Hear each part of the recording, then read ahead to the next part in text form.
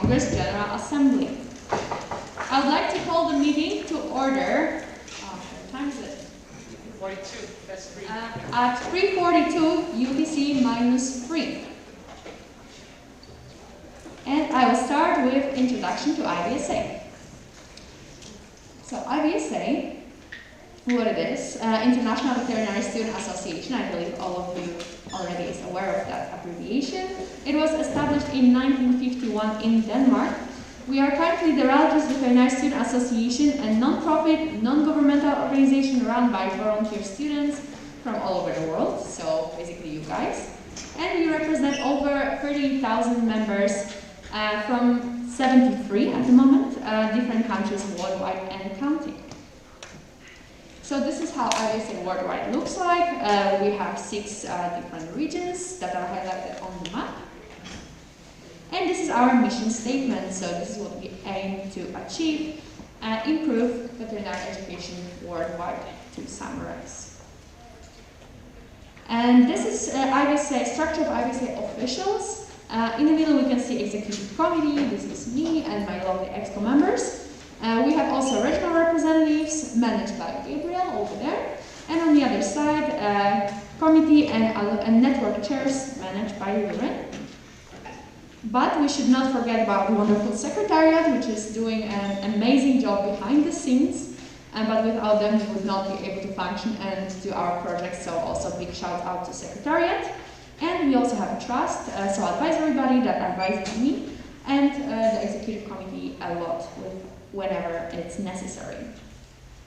So what does IVSA do? We have exchange programs, we have committee and network, different group projects, we have development fund, collaboration with our partners, external organizations, and also annual congress and symposium, for example, this one here in Brazil.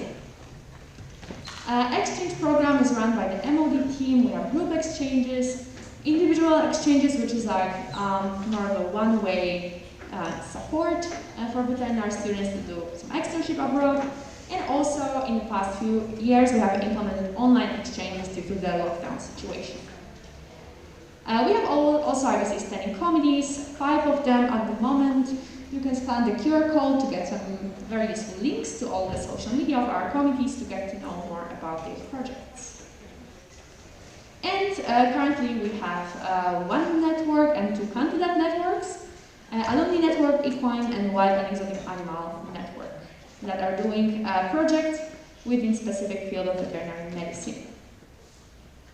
Then we have task forces. Currently, IVSA has 4 task forces. One of them is on the OC manual task force, which is developing a document aiming to support future OCs with organizing events like this one. We have Diversity, Equity and Inclusivity Task Force, DEI, which aims to come up with different ways to improve those qualities within IVSA. And we also have Vet Students from Ukraine Task Force that was established this year, and I will talk a little bit more about it during the General Assembly. And we have IVSA Journal Task Force that supports PRC team to create new editions of IVSA Journal. I believe Sasa will tell you more about it as well. Sorry guys, I have to take off my mask. It's really hard to speak. I hope you understand.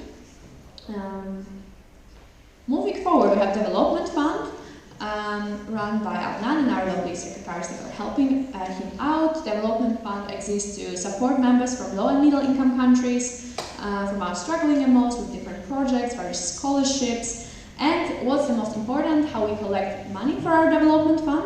The money comes from auctions on IVC Congress and Symposium. So if you buy merchandise that will be sold by Adnan and his team during this event in Brazil, you will contribute to Development Fund. All the money from the merchandise go directly to IVCDF.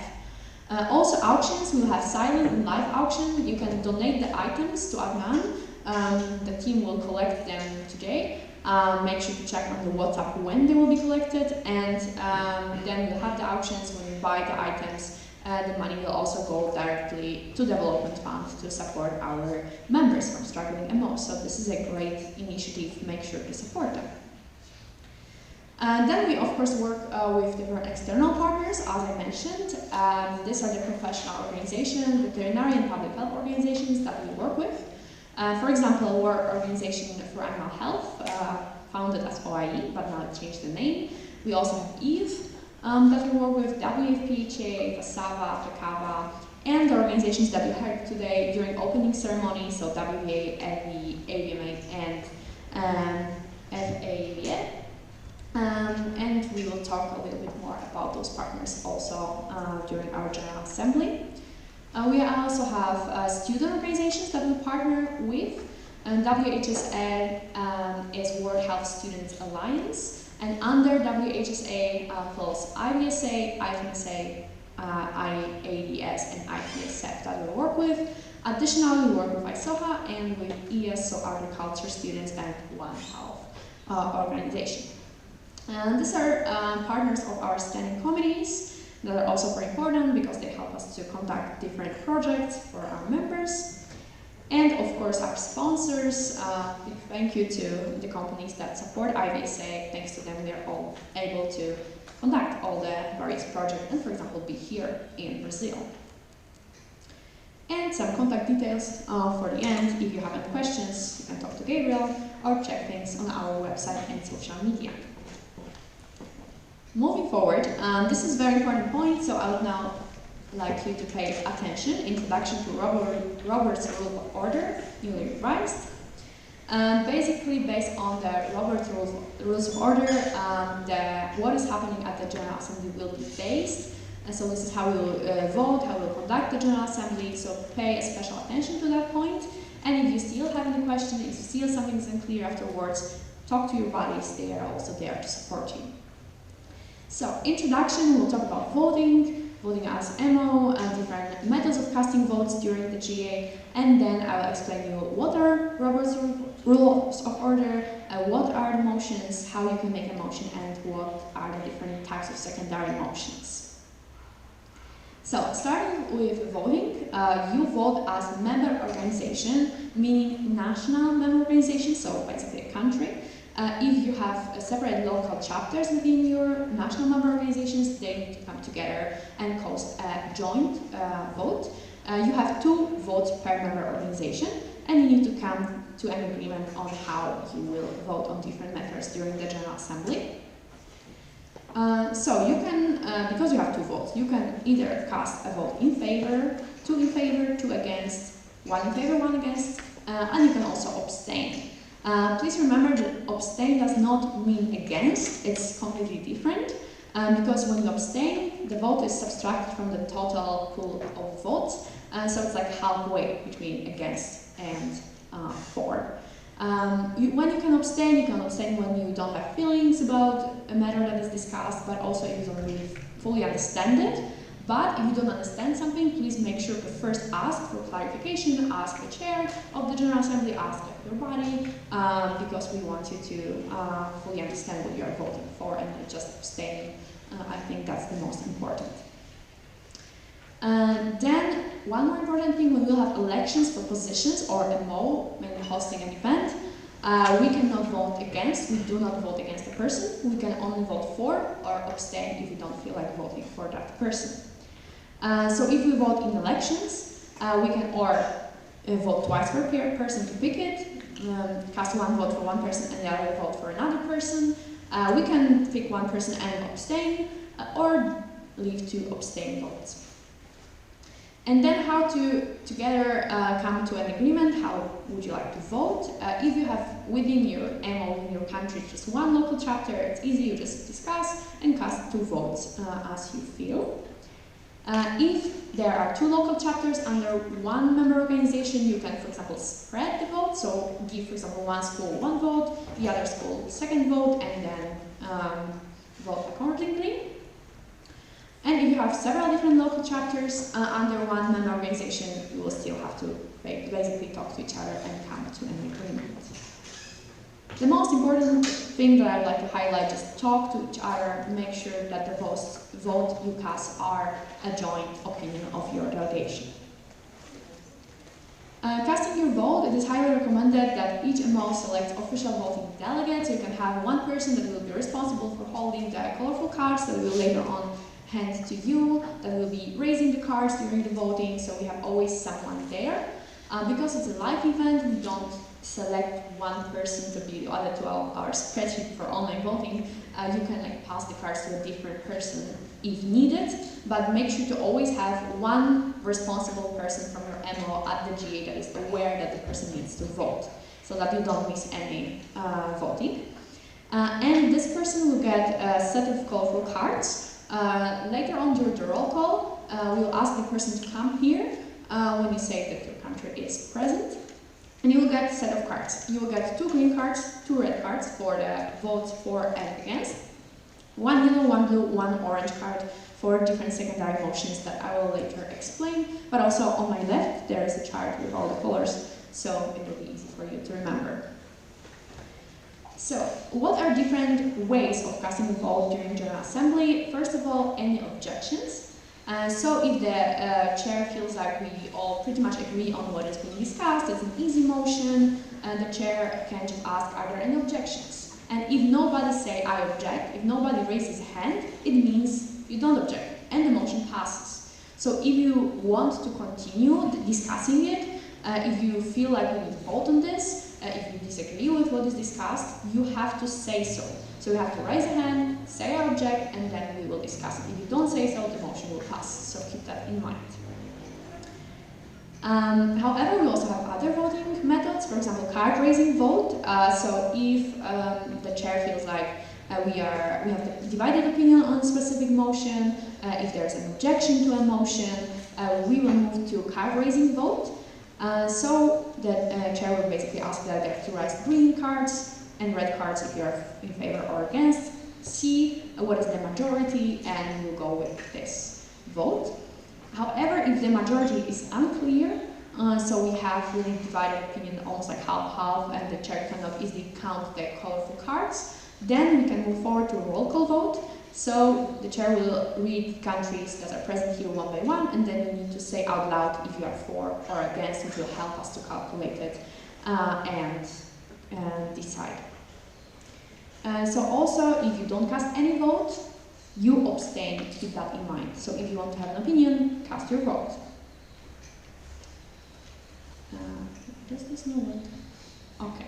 So summary, we have different voting methods. Any objections? If you say nothing, you agree. If you say I object, you disagree with the motion.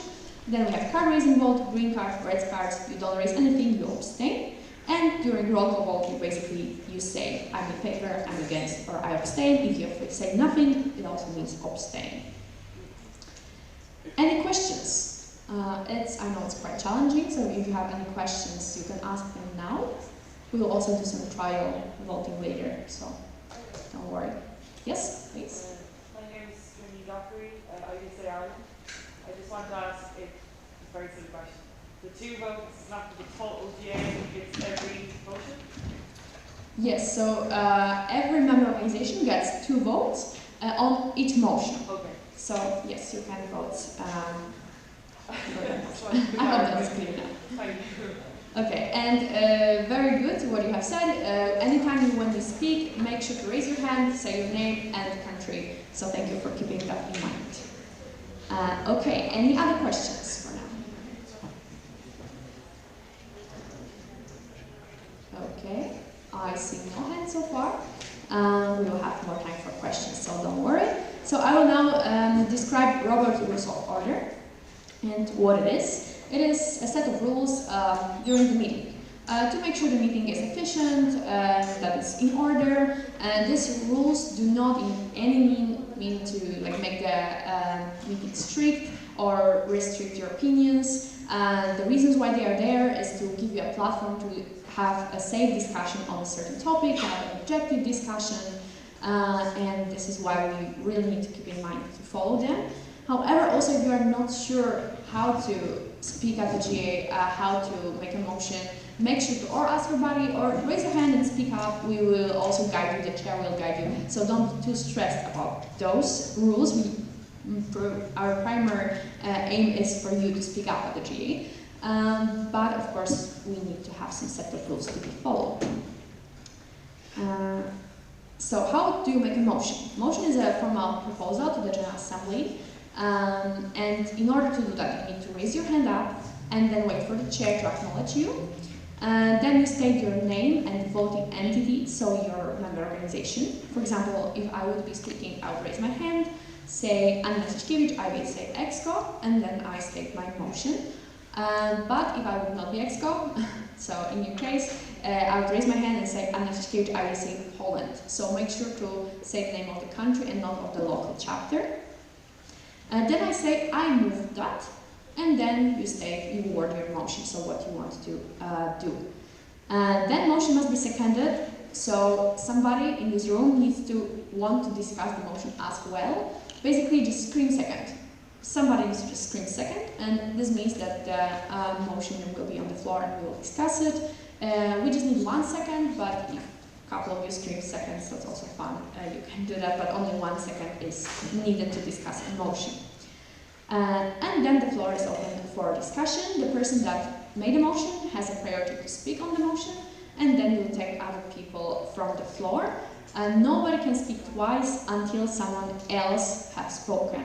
The people who haven't spoken yet have spoken. So you can only speak once, then everybody speaks who haven't spoken yet, and then you can say the things again, can be again selected by the chair to continue. And for the debate, there's a further debate, there are questions, and the vote is taken if necessary. Some consideration, make sure when you debate on the motion to speak to the chair. You cannot speak to another person in the room, even if you have direct comment to what this person is saying. Always stay objective and speak to the chair. And in no means make it personal. We don't want any personal attacks in here. Each delegate will have 2 minutes of speaking time. After 2 minutes, we'll have to cut you down and we will give the floor to another person. And then, when everybody who haven't spoken yet spoken, you can get the floor again and you can speak again for 2 minutes. So, after we voted on the motion, after we made some decision, this discussion cannot be brought up again during this session of the General Assembly. So, again, if you want to object or say something, make sure to do it when it's the time for it. We also have something which is called secondary motions, actually many different motions. For example, point of privilege. So if there's a noise or there's some personal discomfort, if it's too hot in the room, if you have needs, you can raise your hand and say point of privilege. The same, for example, going to the bathroom. We should not leave the GE room when the meeting is on, because like this your country can lose a quorum, we can lose a quorum and your country can not vote at the moment. So we really need to stay seated at the places when the GE is on. If you want to, for example, leave, go to the bathroom, or it's too hot, you want to get water, you can say point of privilege, and then the chair will entertain a motion to stay at ease, and we will be able. We can stay at recess, and then we will be able to address your needs. And then we have point of information. I have hand, Merle. Yeah, so I would say general. It's the other way around. Recess is when you can leave and stand at ease is when you stay. Okay, thank you very much for correcting Meryl. So please keep that in mind. Okay, and then we have point of information. Make sure to be aware when you say point of information, you do not give information, you ask for information. So you can, for example, ask to summarize what was said in case it's unclear to you.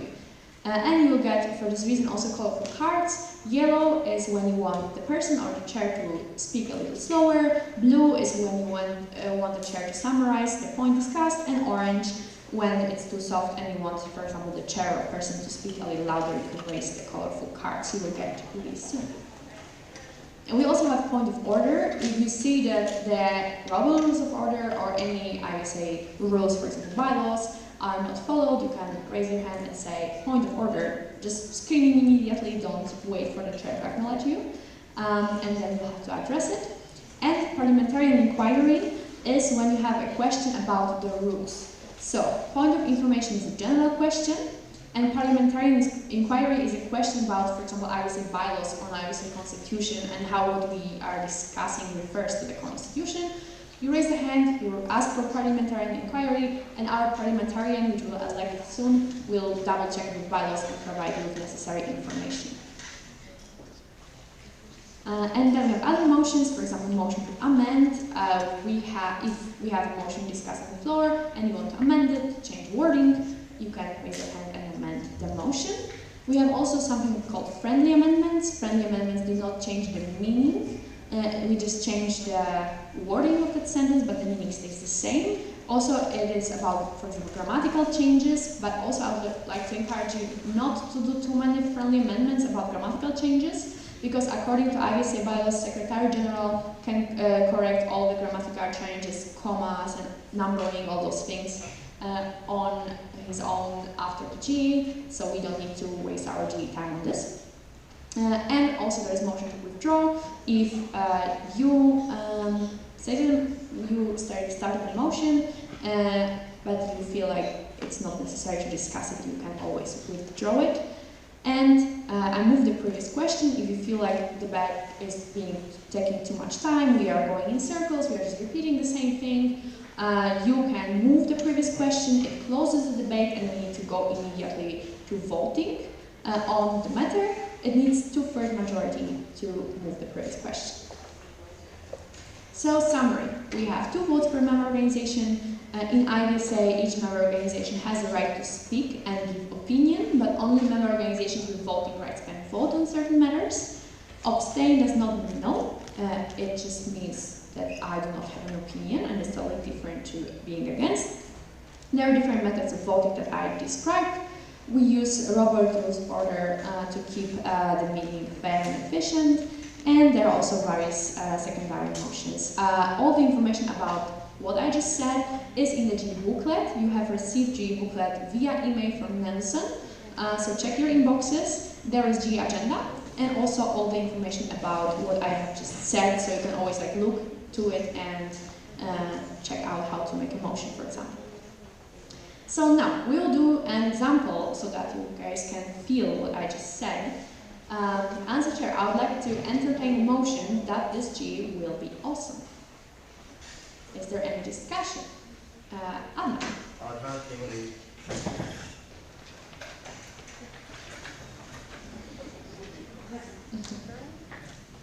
Yeah. Adnan Imri, IVSA Exco, I so move. There is a second, so is there any discussion on the motion that is displayed on the screen? Lisa?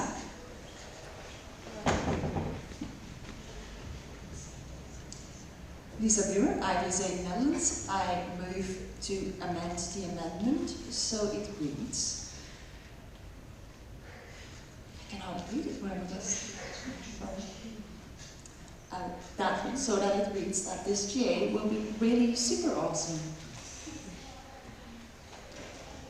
Let me just put the amendment over there so you can see. So this is what Lisa had just added. Really super awesome. And now, is there any discussion on the motion made by Lisa? So only on the really super, the thing highlighted red. Is there any discussion? So are there any objections to adding really super to this sentence? Okay, I see no objections. Motion passes. So now we have that sentence. This passed, so I'll change it back to black. And now we discuss the motion, which is on the floor. So the sentence G will be really super awesome. Is there any discussion on this motion? I see no discussion. Are there any objections to passing this motion? I see no objections. Hearing none, motion passes. The GA will be really super awesome. Good job, guys.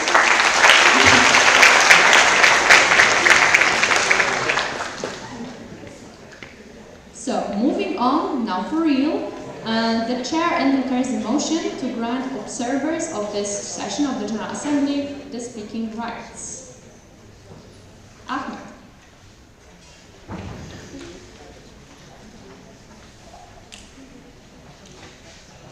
Ahmad Hafiz, IVC agent, I so move. Okay, is there any discussion on the motion? Are there any objections? Okay, hearing none, motions passes. Observers have now right to speak.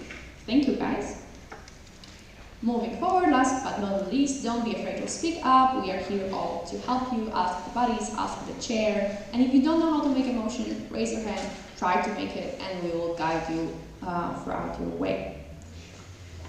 So, we will move forward to roll call of our member organizations. So I will give the floor to our Secretary General, Nelson.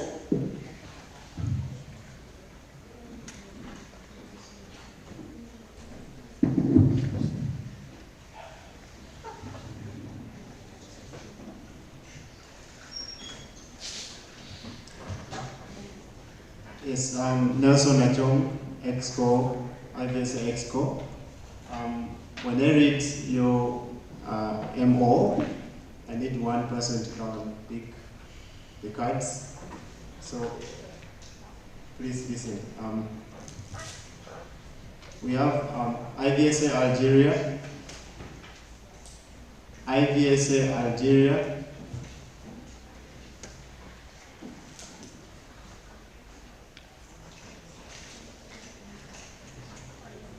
IVSA Australia,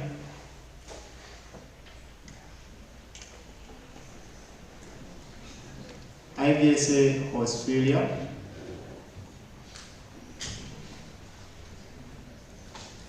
IVSA Austria,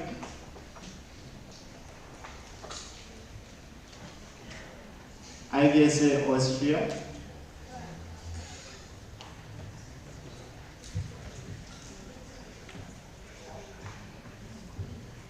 IVSA Bangladesh, IVSA Belarus, IVSA Belgium,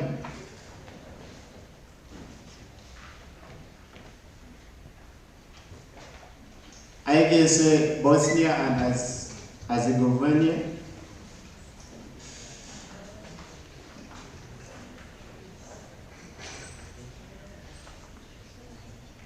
IVSA Bosnia and Herzegovina,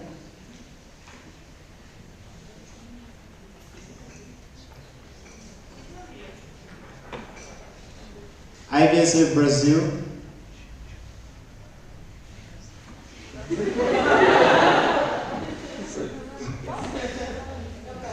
IVSA Brazil,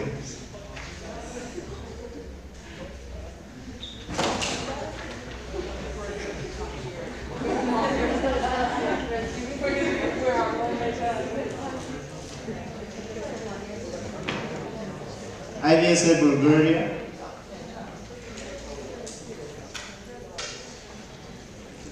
IVSA Bulgaria, IVSA China, IVSA Colombia,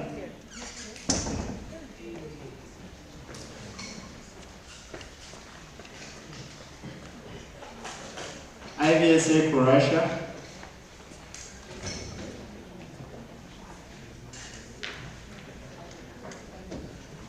IVSA Cyprus,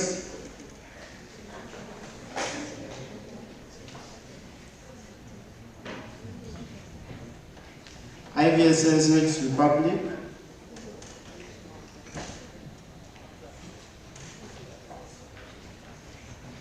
IVSA Denmark,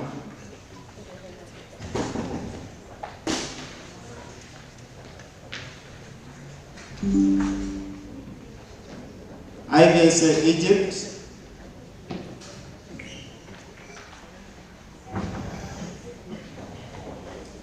IVSA Estonia, IVSA Estonia,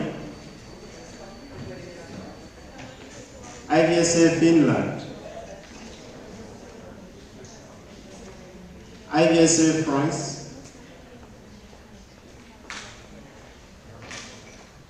IVSA France,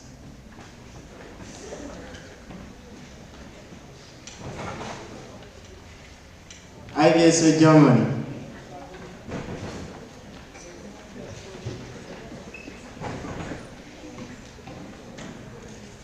IVSA Ghana,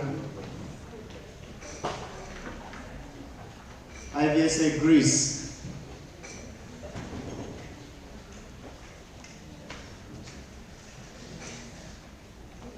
IVSA Grenada,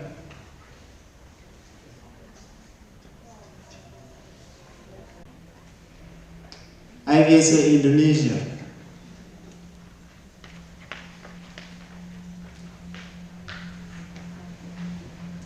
IVSA Iraq,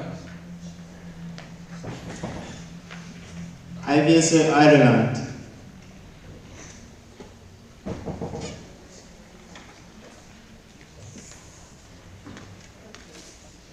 IVSA Italy,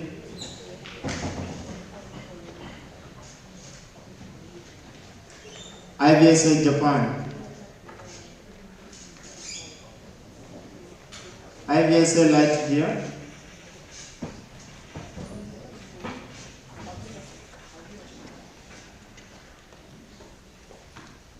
IVSA Lithuania, IVSA Malawi, IVSA Malaysia, IVSA Mexico,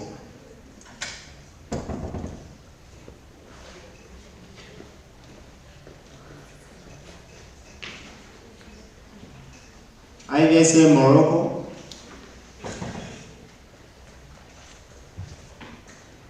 IVSA Namibia,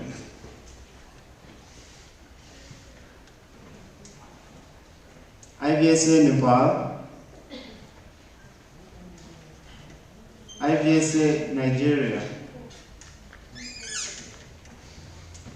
IVSA North Macedonia,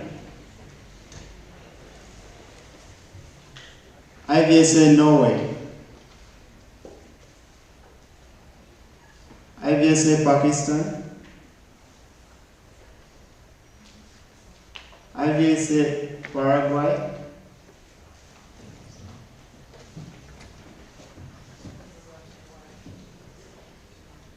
IVSA Peru,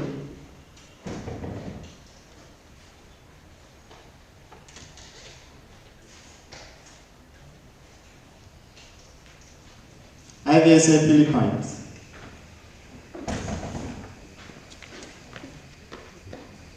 IVSA Poland, IVSA Portugal, IVSA Republic of Moldova, IVSA Romania,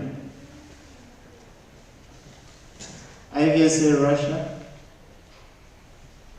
IVSA Rwanda, IVSA Senegal, IVSA Serbia, IVSA Slovakia,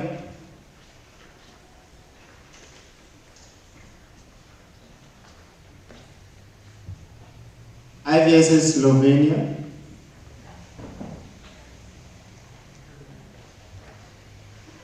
IVSA South Africa,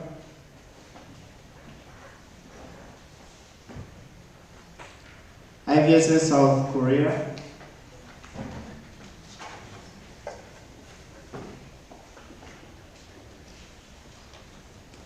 IVSA Spain,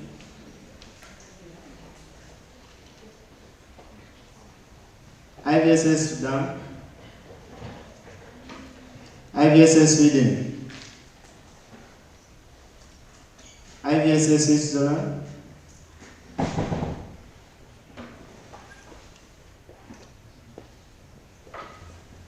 IVSA Taiwan,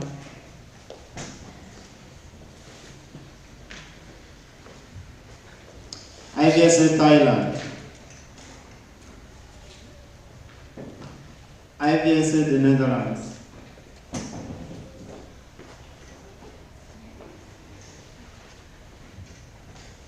IVSA Trinidad and Tobago, IVSA Tunisia,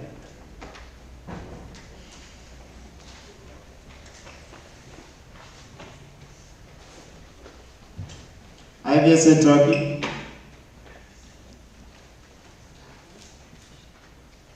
IVSA Uganda,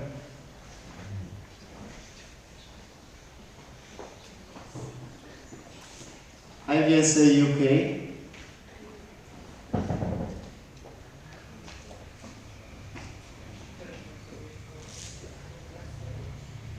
IVSA Venezuela,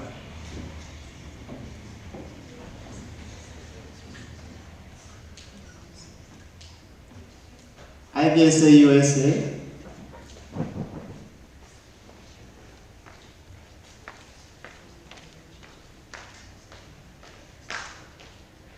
IVSA Zimbabwe,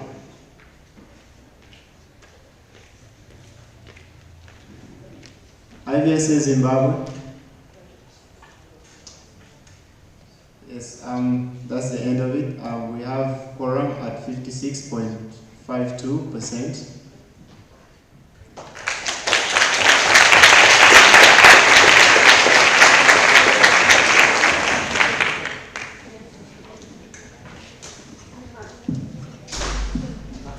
Okay, thank you, Nelson.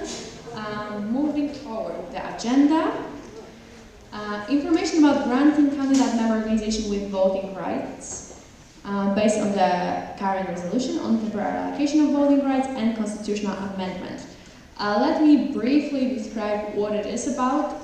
So during the past 3 special online general assemblies that happened during the COVID-19 pandemic, we had resolutions. The resolution stated that if a member organization was present throughout the entire session of the online general assembly, this member organization will have a voting right at the beginning of this first live session of the General Assembly that they will attend. So basically, if there is any member organization that was present during the SGA, now we will give them the voting rights, so they will be able to vote, take part in elections, and be active during this General Assembly. This is the text of the resolution, in case you would like to read that, just to remind you what was discussed. So this is IVSA Brazil, IVSA Peru, and IVSA Trinidad and Tobago. You can vote.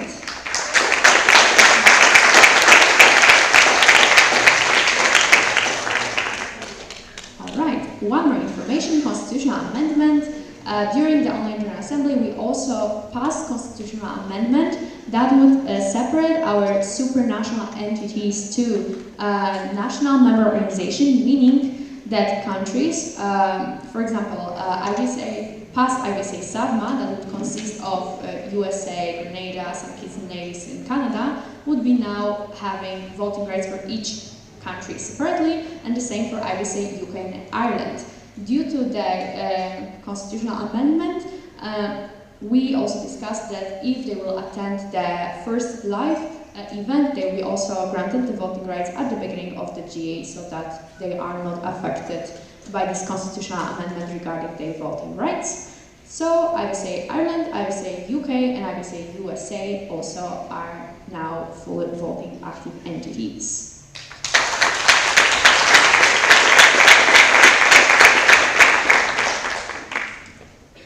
Okay, moving forward, election of the chair of the General Assembly. I would like to switch with someone, I believe. So, is there any nomination for the chair of the General Assembly? I see a hand over there, Nancy.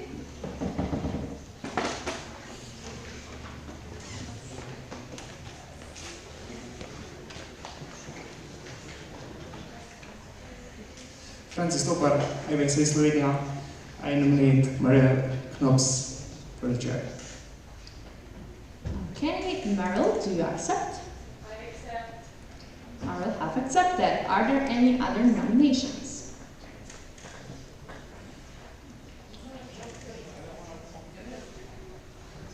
Are there any other nominations? Just to make sure.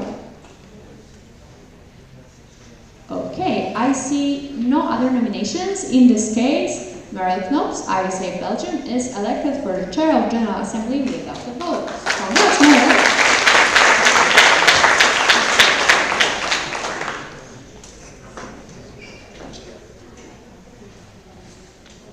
Thank you, guys. I appreciate it.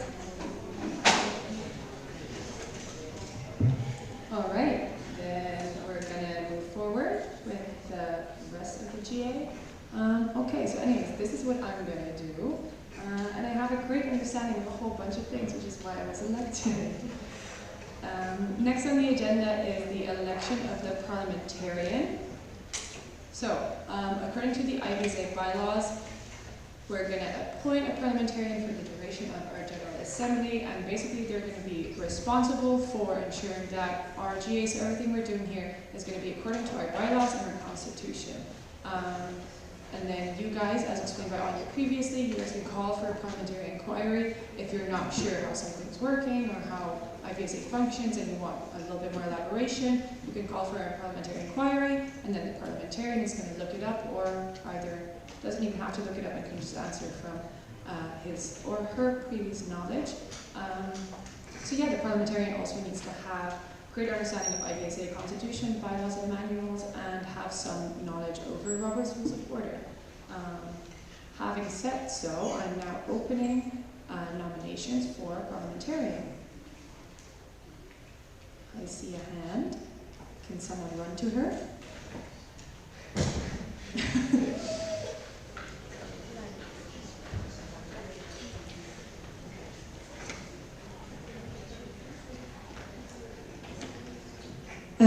Emily Bakke, IVSA Denmark. I nominate Daniel Lund from IVSA Denmark for Parliament. Daniel from Denmark, do you accept? I do accept.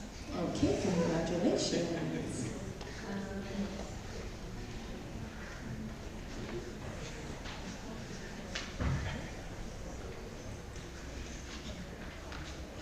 Then, next up on the GA agenda is election of the election committee. So, as also mentioned previously, no? Oh, are there any other nominations? I'm sorry. There's a hand. No.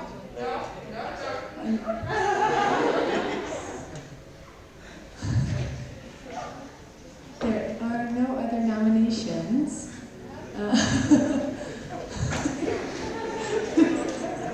This is fine. It's okay to make mistakes. That's what we're here for. By the end of this GA, you're all going to be pros. Don't worry. So seeing no other nominations are closed. Daniel Lund is elected without a vote for parliamentarian. Congratulations.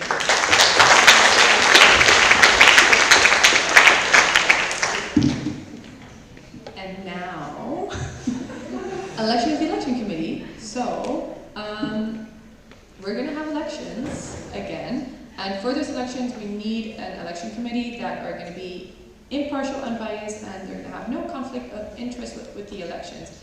So those are going to be 3 members from the group. One must be at least a former or current member of the executive committee. And the other 2 doesn't really matter, and it's important. It doesn't matter if they've been exco or not. It matters that they exist.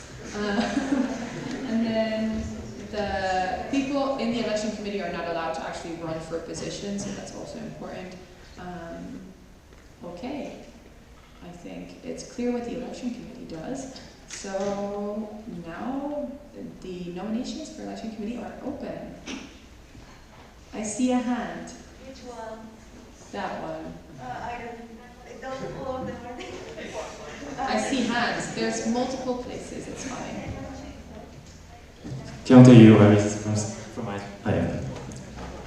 from Ibc South Korea. I would like to nominate Kirsten FML as an alumni for election committee. Kristen, do you accept? I do. Perfect.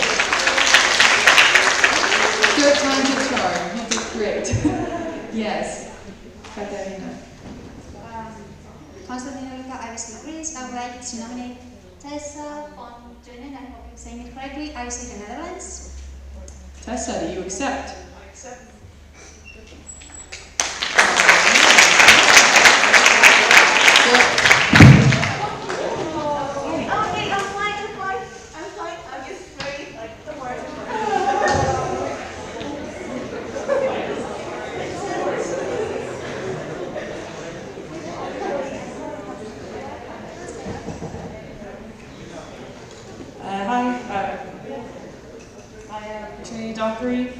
from IVSA Ireland, I'd like to nominate Yuri from Mexico. Yuri? Great, I accept. Okay, perfect.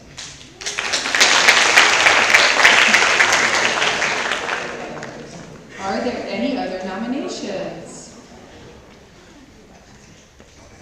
Seeing none, Yuli, Kirsten, and Tessa are elected without a vote to the election committee. Congratulations.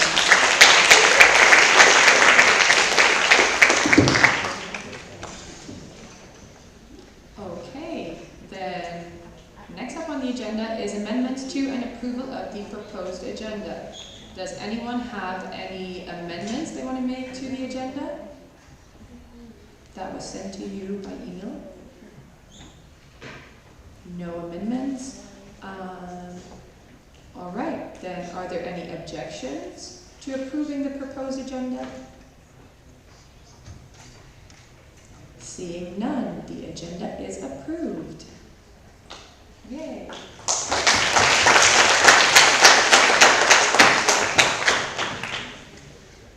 Okay, and now it's time to open nominations for Executive Committee for 2022-2023. These nominations are going to be open for 4 GAs, so if you're not nominated now and you might still want to get nominated later on, there's still plenty of time for that. And then after nominations are closed, we're going to give you guys an overview of all of the nominees, and then we're going to go into elections later on during the Congress. So, are there any nominations for Executive Committee for the upcoming term? Lisa?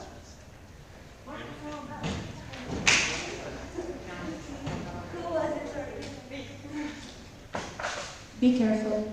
Thank you.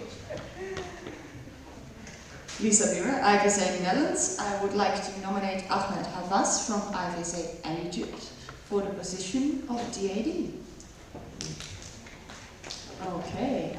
Ahmed?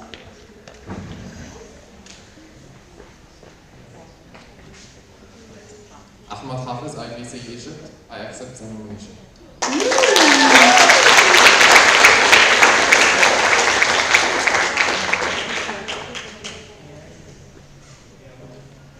Okay, just for clarification, these nominations are for all positions on Expo. Are there any other nominations?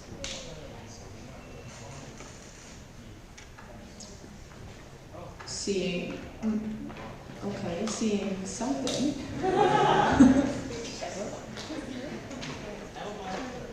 No? Okay, no, nothing anymore. Okay, seeing none, nominations are closed and will be reopened again in the next GA. Same thing, but now, nominations for chairs of standing and candidate committees and networks for 2022-2023. Are there any nominations for chair of these things? I see a hand in the back.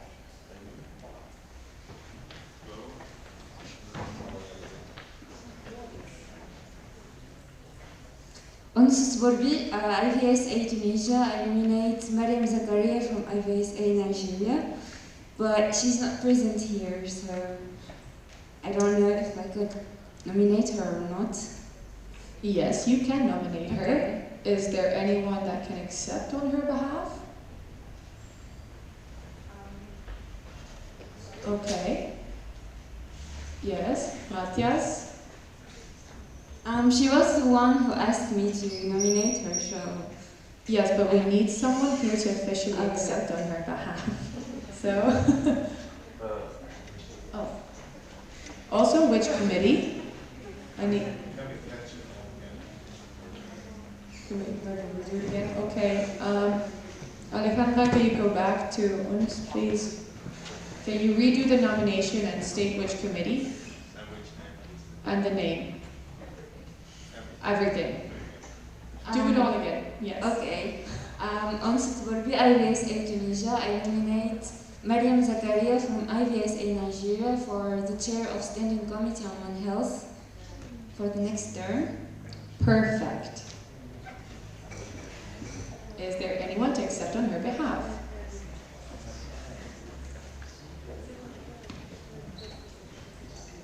Matthias Krempler, IVSA Germany. I accept her nomination on her behalf.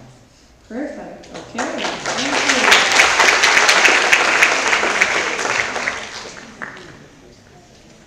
Are there any other nominations for chair?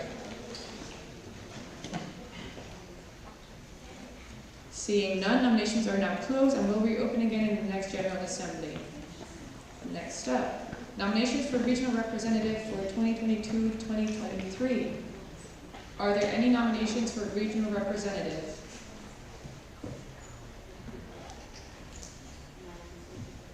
There's next to you. Alison Brown, IVSA Trinidad and Tobago. Point of information. Well, shoot. But anyway, I had nominated someone through the Google form that was outlined.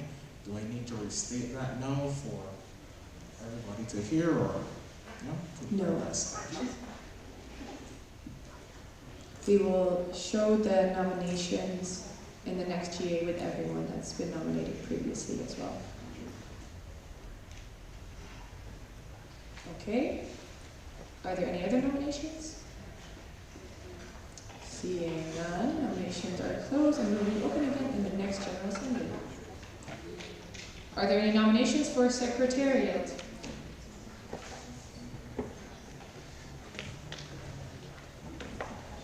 Seeing none, seeing something again.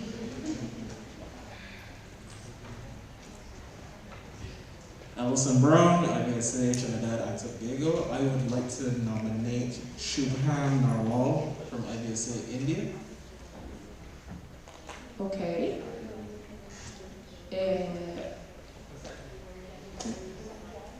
Yes. Yeah, for Secretary. Is there anyone to accept? Or are they here? They're not. Yes. Adnan Imri, IVSA Exco, I accept on his or her behalf. Thank you. Okay.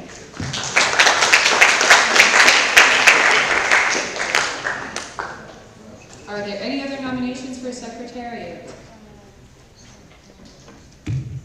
Seeing none, nominations are closed and will reopen again in the next GA. Are there any nominations for Trust?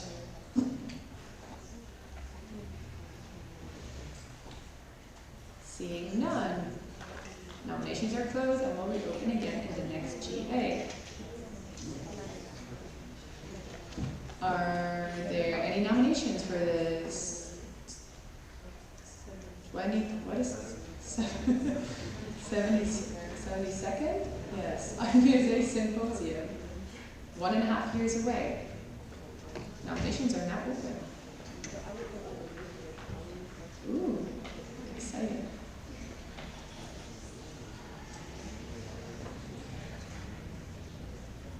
Tamina Ram from Ibc Pro. I have a question. I've nominated a country by email. I don't know if I have to nominate it again. Yes. Okay. I don't think we accept nominations over email, so you can nominate them here. Okay, so I nominate IVSA Indonesia to host 72nd IVSA Symposium. Okay, IVSA Indonesia. Do you accept? I accept. Woo!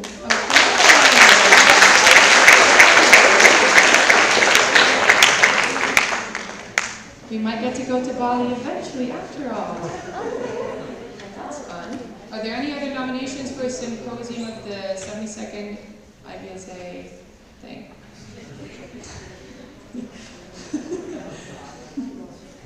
Seeing none, nominations are closed and will reopen again in the next GA. Now nominations for the 73rd IVSA Congress are opened. Are there any nominations? It's 2 years away. These nominations are going to be open throughout the entire Congress and are going to reopen again at the next General Assembly in Slovenia in January, and then we're going to close them and then we'll let them.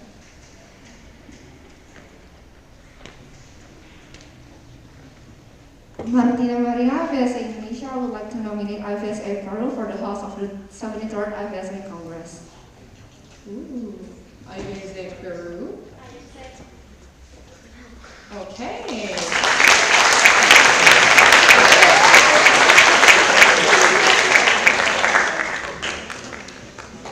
How exciting. Are there any other nominations? Seeing none, nominations are closed and will reopen again next General Assembly. Okay.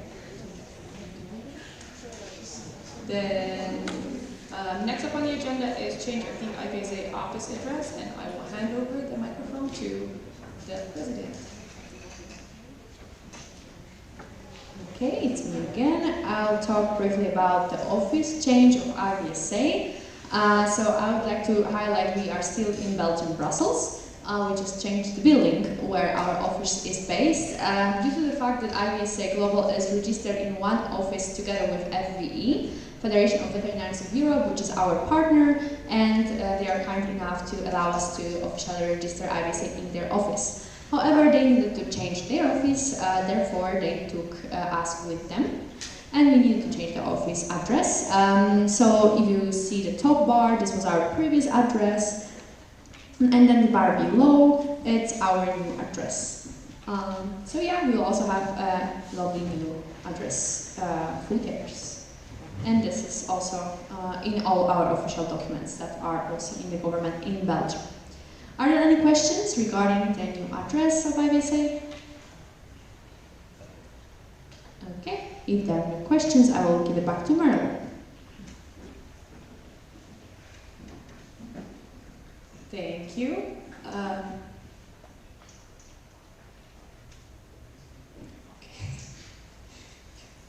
Then we're moving on to the next agenda point, which is approval of the minutes of the 71st IVSA Symposium Online Special General Assembly. Assuming you have all gone through all of these pages of minutes very thoroughly, did you guys come up with anything you wanted to amend to the minutes? Are there any amendments to the minutes of the 71st IVSA Symposium? No. Are there any objections to approval of the 71st IVSA Symposium Special General Assembly minutes? Seeing none, the minutes are approved.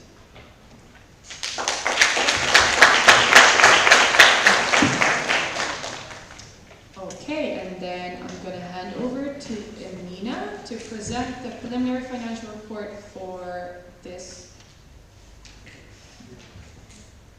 term.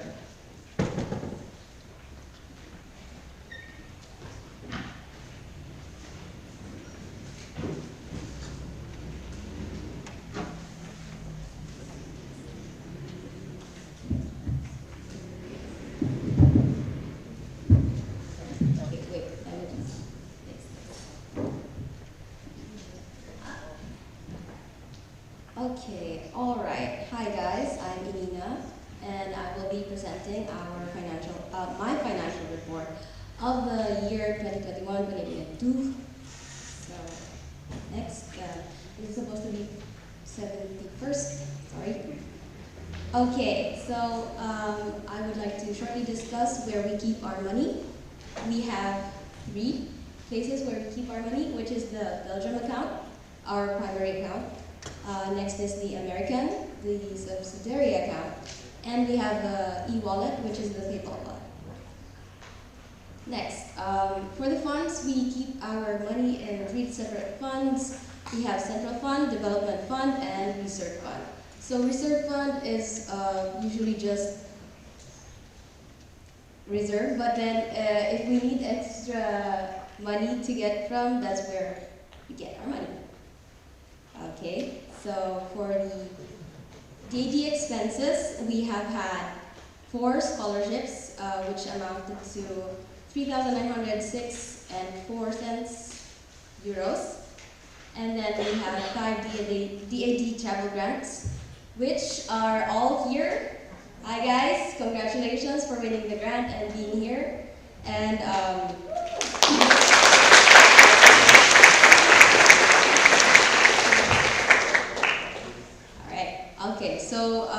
currently, we have spent 7,937.26 euros, and that sums up to 11,843.30 cents euros. Okay. So this is a sheet of our expenses, and I will be shortly discussing where our money, got spent on. Which you can see we have the second Expo Live meeting, the Symposium, the fourth Expo Live meeting, Congress in Brazil, and the officials. For the fourth Expo meeting, we moved it, we placed it together with the Congress in Brazil, so that 3,600 amount would be added together to the 9,000 which we have for the Congress of Brazil. We did this because we didn't have the fourth Expo Live meeting in Indonesia. Yeah, so it didn't continue. So we thought it would be a good purpose for that money to be spent here in Brazil, just because there's two people from Expo that are from Asia, which very far from Brazil. So we do kind of need the money to bring Salsa and I here. Okay, so for the officials, as you can see, there hasn't been any reimbursements because we only do the reimbursements for the officials after the event. So, hi officials. We'll reimburse you after the event. Okay. So for the additional travel expenses, here are some of the amounts that have been spent. These are the money that we use for Anya or Luren or Yuri, so they can do partner events. They can attend partner events and some other stuff, which gets us sponsors. Okay. So next, we have committee expenses. So far, there is no over budget for the committee expenses. As you can see, it's at 3,000. The budget is 20,000. So it's okay. MOD, there is only 405.97 for that, so still not over budget. Merchandise, okay, so we have 91.24. Web page, to keep the web pages up, we had to pay 28.5 euros for that. And here we have online meeting platform and Guidebooks. We don't pay for any online meeting platform since we usually use MS Teams, which is free because we're in partnership with them. And the GA booklet, well, it's not printed. We all have it e-copy with you, so 0 expenses. So for the bank and office charges, currently we have 283.15 for the administrative cost, which helps us keep our accounts open with the banks. For reserve fund, I haven't decided how much we should transfer the reserve to the reserve fund, but it's supposed to be like at least 10%. Okay, so for the unexpected expenses, we have 140.24. That's just because there was differences on where the money was transferred, but we cannot just categorize it as one of the listed above. So it falls under the unexpected expenses. So that sums up to 29,144.29 euros. And then we go to income. We currently have surplus of membership fee, which is 16,869.28 euros. And then from the CF tax from Mexico, we got 228.89 from Brazil, we still don't have because we are going to get it after the event. Okay, so for the sponsors, these are our sponsors, which that's so nice because there's like 30 in the expected and then we got 35. So for unexpected income, we don't have, and that brings us to a total of 52,532.12. Okay, to summarize everything, from the total income and total expenses, the movement that we have in our accounts is 23,387.83 euros, and we currently have a balance of 151,128.91 euros in all of our banks. Okay. So, the distribution of funds currently at the moment, this is June 30, so that's, I decided to make it June 30 because there is a lot of going on in July, so I didn't really set it like very near the date of the presentation. So we have central fund of 148,491.99 euros. The development fund still has 10,509.65 euros, and the reserve fund we still have 18,289.12.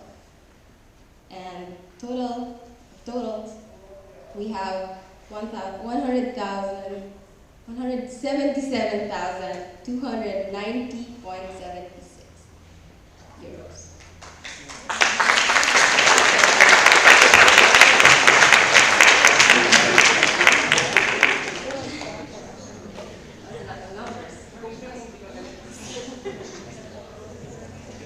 Does anybody have questions about the financial report?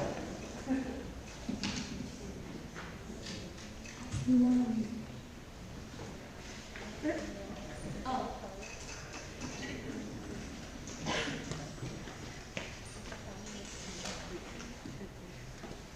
Hi, I'm Laura from IVSA Colombia. I have a question about the budget from the committees. I mean, I wonder why, for example, there's a big budget of 20,000 euros about, and the expenses are just around 3,000 euros. So I wonder if, I mean, why is there's a huge budget and so low expenses?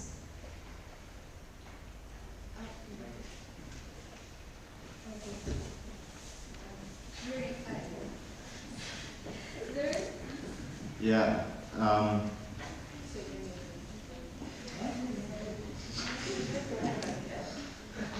Okay. Lorraine Voglander, IVSA Exco. So I'm the committee coordinator, so maybe I can answer this question. As you can see, we budgeted 12,000 for the Animal Welfare Committee. We had that much left because we had a huge sponsorship from SIVA from 5,000 a year for 3 years to realize actually with sponsoring committee MOs to do animal welfare projects. We had to cancel a lot of those because of the pandemic, so we had a lot of left. We were hoping to spend as much as possible this term, so we just budgeted the remaining amount, and we realized until now 2,400. We are aiming to, until the end of the term, to spend around 6,000 to 7,000. So that will increase. Then for Skoka we budgeted 2,000 because we were also hoping to make the first, or again after pandemic, the new trainers event, which because also of the pandemic we couldn't really follow up with yet. Maybe we will in the future at some point. So there we didn't spend much money. And for the WGA, which is the Alumni network, we only had a very small alumni event in Mexico, and also the event here in Brazil is rather small because it's very hard for alumni to attend these events if they don't know the dates way in advance. So, but this will also increase because this is just the current state. But I think we will spend some more €1,000 until the end of August. Does this answer the question?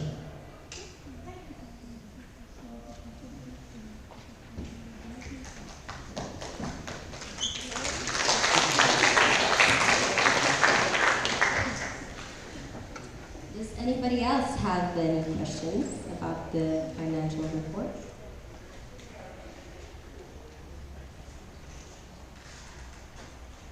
Are there any objections to the financial report?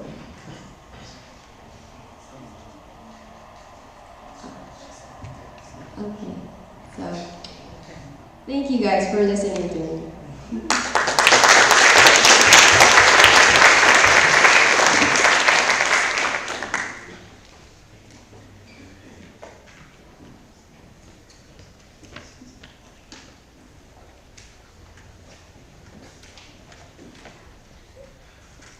Oh, I see a hand. Kirsten? Kirsten Abraham, IVSA alumni. I would like to move to stand at ease for 5 minutes so we can hand out the GA bingo and explain to everybody what GA bingo is. Second. Okay, there's a second. So we're standing at ease for 5 minutes. No. Huh? Are there any objections to standing at ease for 5 minutes so we can start playing GA bingo? Good. Now we're at ease for 5 minutes. Okay, Kirsten, do you want to? Oh, there's people running to me. You guys can go and explain this. Learn shit.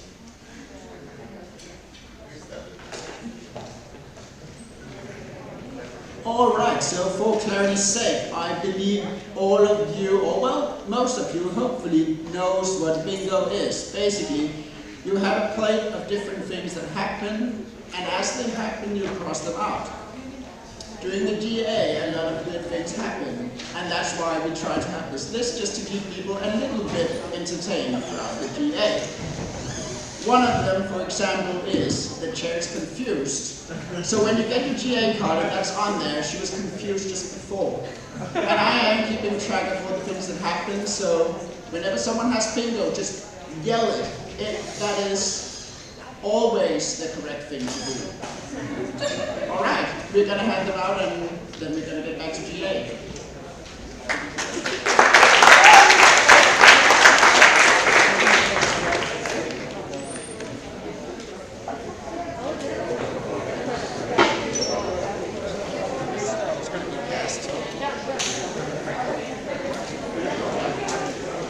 We have your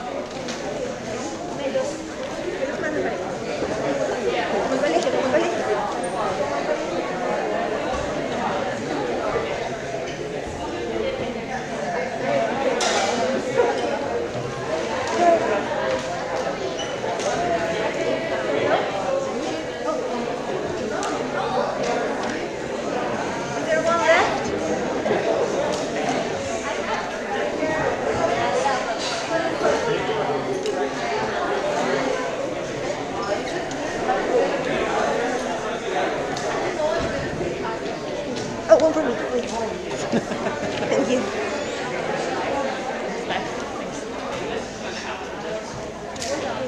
Did every country receive their bingo card? Did every person receive their bingo card? I see some hands, so people haven't received it yet. Perfect.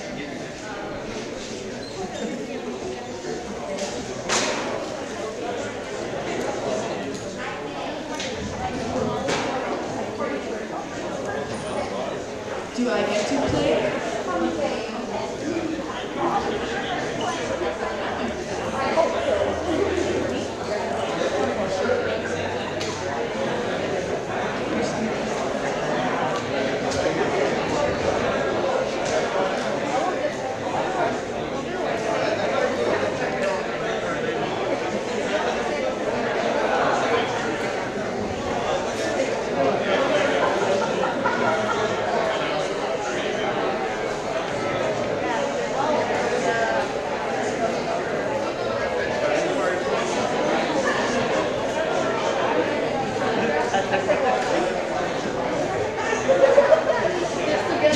everyone get their bingo cards?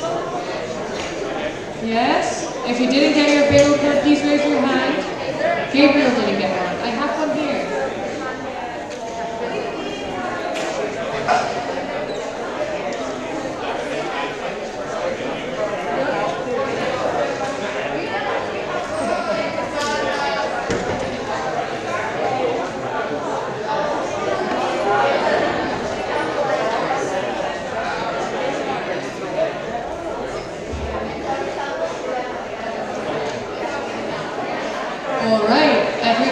Please take your seats again, and please be quiet so we can reconvene.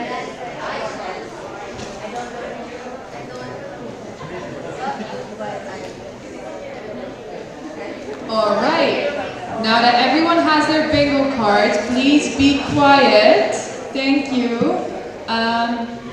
I also wanted to remind everyone of the fact that you just received, besides the bingo card, you also received the colored cards. I know I have attended quite some GAs myself already, so it's possible I might be going a little too fast, or I might not be explaining things well enough. So if you are confused, please raise your hand and tell me to maybe speak louder, speak slower, or summarize something. If in general you just don't understand anything, point of information, don't forget it exists. You can ask for information. You can always ask for help if you don't know how to do something yet. You can always just raise your hand, state your name, and Mo and I can help you phrase it the way that it's supposed to be phrased. So especially I know this is the first GA for many of you, at least first bite GA. It's okay if you don't know everything just yet. I'm here to help as well, so please don't be scared. And do speak up, because GAs get so much more fun if you actually interact and if you are proactive and you're thinking along. Okay.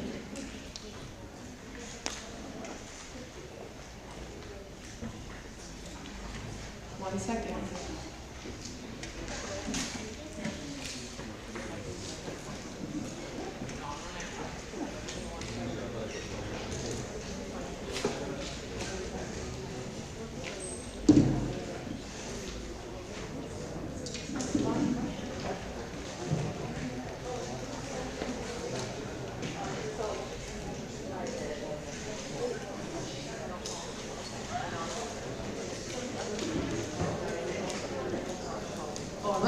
Calling the GA back to order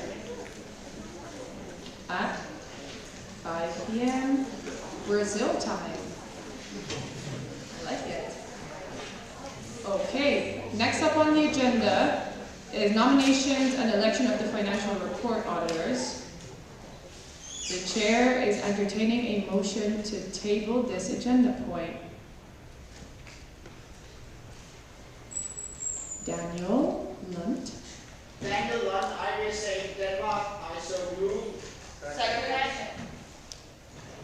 Good, okay. That means this agenda point is tabled. No, it's not. Is there any discussion on tabling this agenda point? I'm getting there. Yes, so I'm going to explain what just happened. We are still looking for financial report auditors. These are people that are going to basically go over the actual financial report that's going to be done at the symposium together with the post-treasurer, and they're going to go over all of the finances and see if there's like any abnormalities in there, if there's any redundancies, whatever, and make sure everything is correct. So for that person also, those two people also need to be impartial, unbiased, and have no conflict of interest. If you're interested in this, do feel free to contact or reach out to Anina or Daniel or anyone else at Exco, and then they can maybe help you and give you some more information or answer some of the questions you may have. And I just tabled the agenda point because we don't have anyone yet, which means we can untable it later on in another session of the General Assembly if we do have people for this role, and then the people can still get elected. Okay, Do you guys have any questions about any of this? Okay, are there any objections to tabling this agenda point? All right, seeing none, the agenda point is tabled, and we're moving on to agenda point 19, policy paper, 5 Freedoms, Standing Committee on Animal Welfare. Loren von Planta.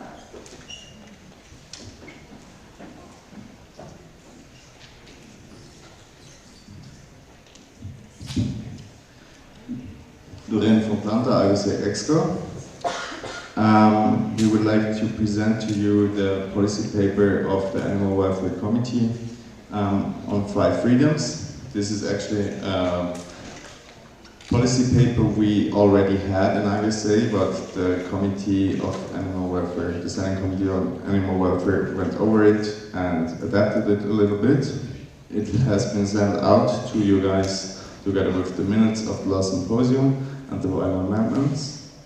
So we can now go to approve it. Ashley is unfortunately not here, the chair of the Animal Welfare Committee, but we also have Matthias, who could give you any information because he's a committee member. I will quickly go through it. So the 5 freedoms are like the 5 freedoms which define animal welfare, and this policy paper is basically speaking about them. I'm not gonna tell you now everything. You can attend the animal welfare workshop if you want.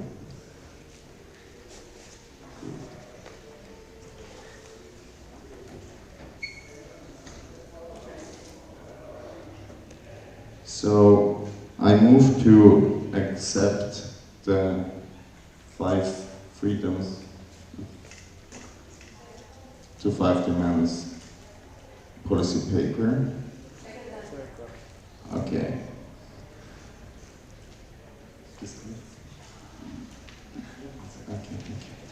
Okay, is there any discussion?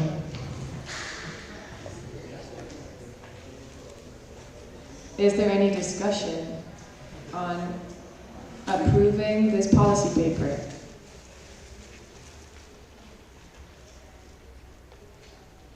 Does anyone have any questions about this? Lauren? Loren von Planta, IVSA Exco. I move to amend the part where it says description and graphic question mark in brackets, like up here, and I want to take this out.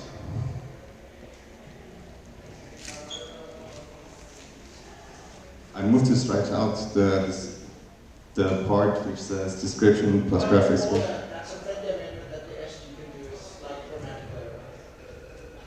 Oh, good. Just make sure that it's good.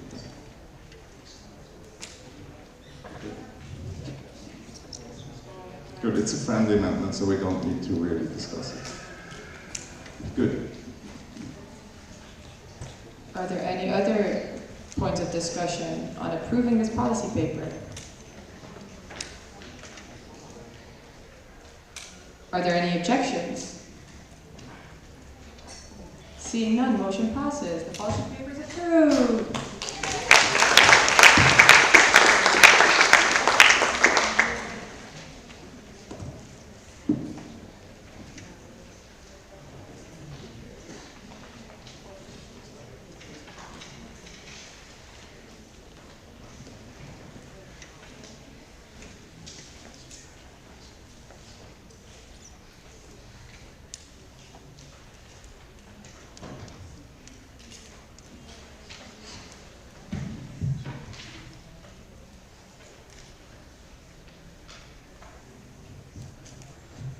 Technical difficulties.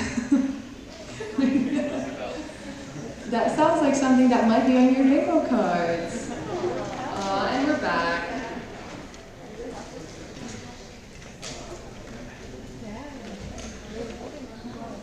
All right.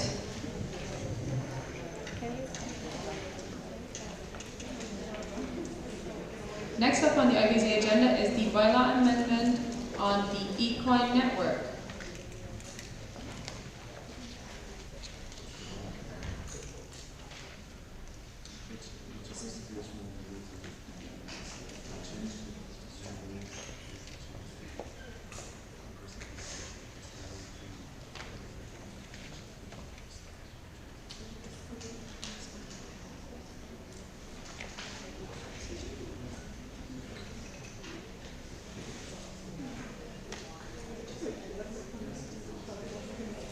The chair entertains a motion to stand at ease for 5 minutes.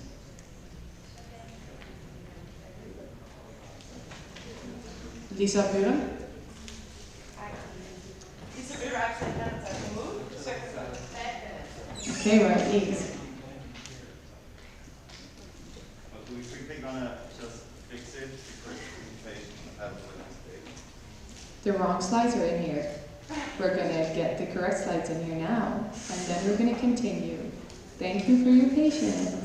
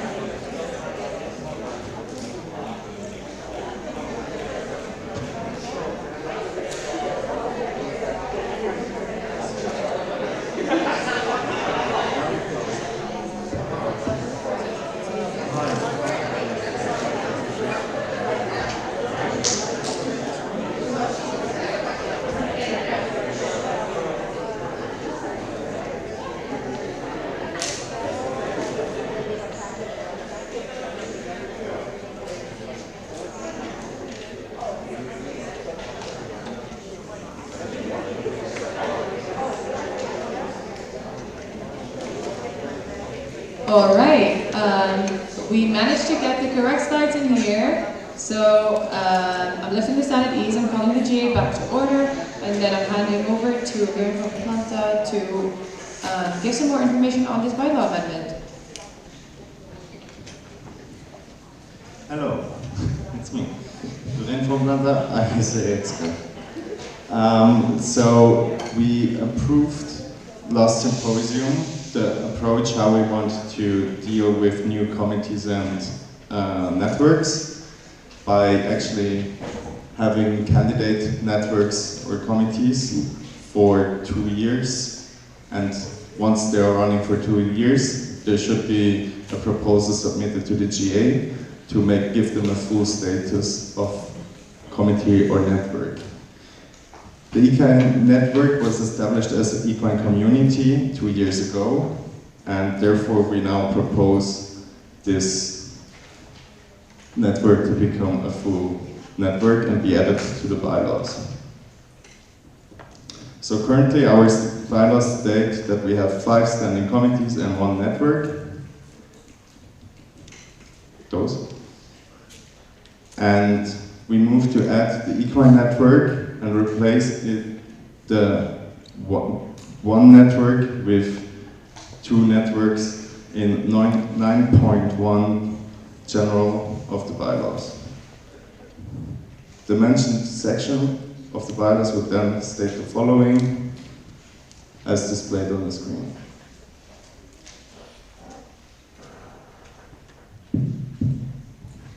So I move to amend the bylaws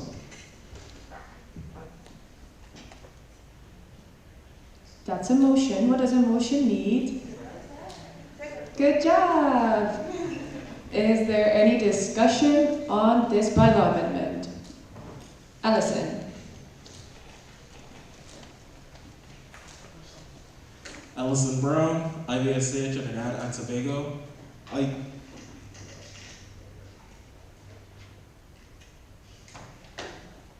I move that we table this point until we get the Equine Networks update.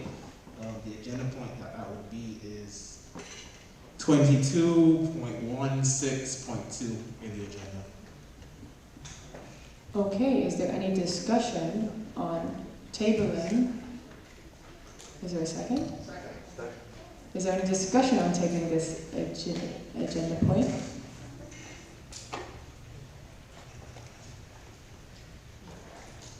Okay, so Alison already explained why he wanted to table it. Is there no other questions on this? Any objections to tabling this agenda point?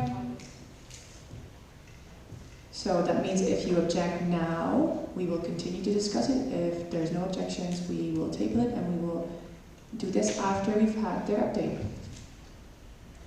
Seeing no objections, motion passes, agenda point is tabled. Thank you.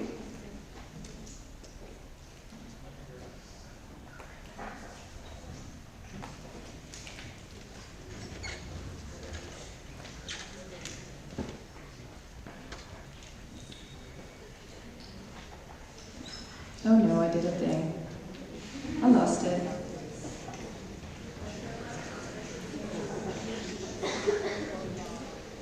Big up, yes.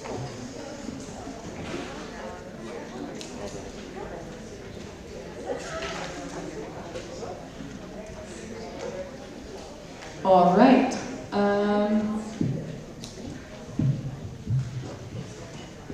Before we get to our next agenda point, the chair would like to acknowledge the presence of IVSA Bosnia and Herzegovina in this General Assembly. They've just arrived. Can you please raise your hand so we can see you? Go and get your cards. Welcome. They just arrived, they just checked in. So, good reason to miss GA. Hangovers, not a good reason to miss GA.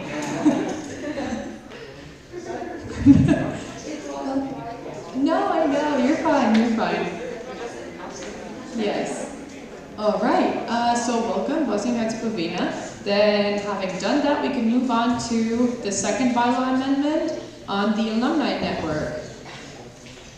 And I welcome Lisa Bühner to explain all of this.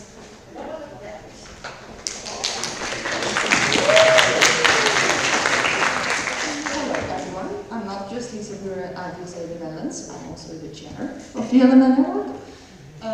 Later on, I will give you a whole presentation on what the Alumni Network actually does. But we're going to talk about this bylaw first. So this bylaw is the change of the definitions of the alumni. Again, you've received this on your email, so you have the chance to read it beforehand. So what I want to do is literally take everything that is written about alumni in the bylaw right now and scrap it, throw it out, and replace it with new text. So this is currently in the bylaw, that's all going to go. And then we're going to go here. So what I want to do is make sure that what is written is clearer for future alumni, being graduated vets that continue to stay involved in IVSA, understand better what their role is and how they can get involved or stay involved within IVSA. So the new text would read for section 11.2, alumni members shall work towards advancing the objectives of IVSA and promoting awareness of IVSA within the veterinary field. Any veterinarian may apply to become an IVSA alumnus. A person is considered a veterinarian upon completing a veterinary degree in higher education institutions recognized by the state where they are studying, for example, Ministry of Education. A person is recognized as an IVSA alumnus upon registering within the IVSA network, as stated in the bylaws, and paying their alumni supportive membership fee as stated in the bylaws. Are there any questions about the text written here? I move to accept the following amendment.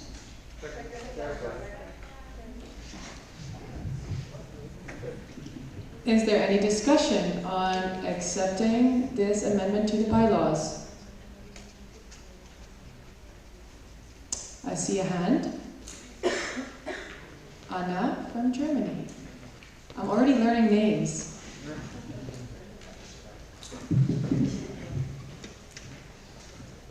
Anna Friedrich, IVSA Germany. So I just wanted to clarify, because in the bylaws before there was written something about duties and what was the other word? Rights. Thank you. So here there is nothing written about what an IVSA alumnus is actually allowed to do or not. I just wanted to clarify if that is written somewhere else, or yeah, what about the striking out of this section? Yes, thank you for your question. Those are actually described in other parts of the bylaws. So, for example, that alumni are allowed to attend events like these as observers is already in the bylaws. So, to avoid overlap, that's why we're scrapping that.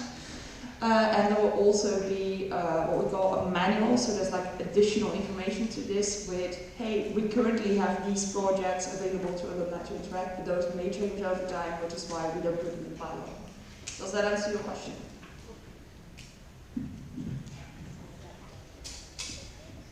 Are there any more questions? Any more discussion on this amendment? Good. Loren from the IVSA Exco. Also just to add, the definition we use here for alumni is actually the one adapted which we use for members, so it's more consistent in the bylaws. Thank you for that information. Daniel? Daniel Dunn, IVSA Denmark, friendly amendment. As stated in the bylaws, is not needed to be there in either point 1 or 2, as everything stated in the bylaw is a given already. So it's redundant. That's true. That is a fact. I will remove it.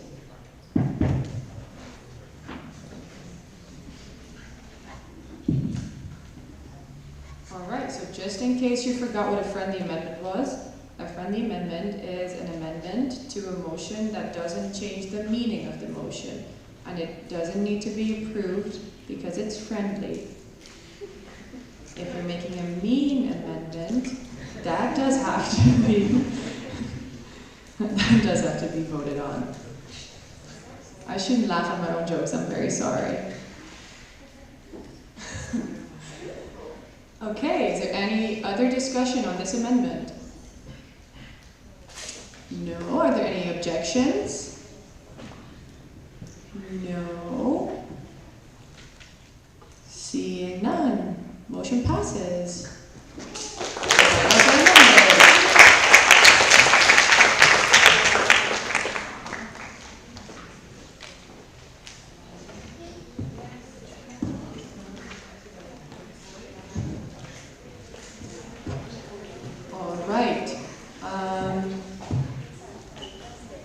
Then next up on the agenda is I want to do it after this.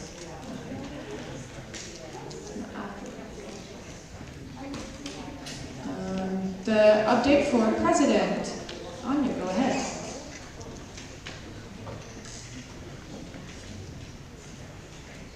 Hi, that's me again. Now I will update you briefly about what I have been working on in the past 1 year as IVSA President.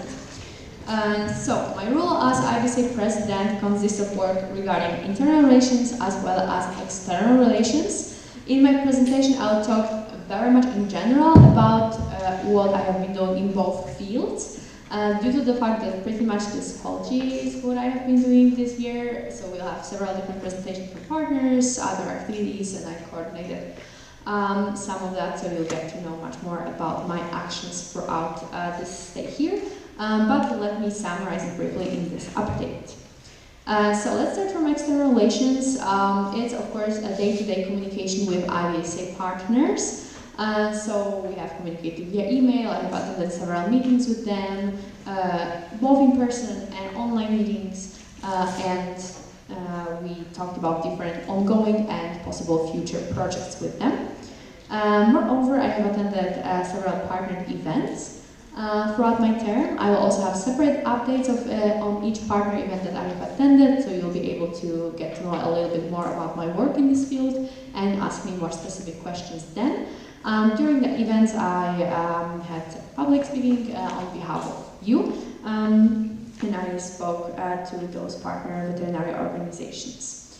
Moreover, I have been working hand in hand with ERO, with our sponsors, on different sponsorships and other opportunities we provide to IVSA members. We discuss different MOUs and possible partnership opportunities, and also together with ERO, we established ER Network to coordinate a little better external relations within IVSA Global. So basically we have a committee and network chairs that are also dealing with smaller partners for specifically the projects of the committee. We also now are trying to expand our external relations to region and have more regional partnerships, and we work on it together with our regional representatives, so to make sure all this external relations work is not getting out of control. We established the ER network, had regular meetings with them, and made sure IVSA Global Exco is also on board with all that is happening. So my big part of external relations are these partners that are now displayed on the screen. I have been main contact person to those organizations. So these are the people I communicated with, I met with, and I established with them different projects throughout the year.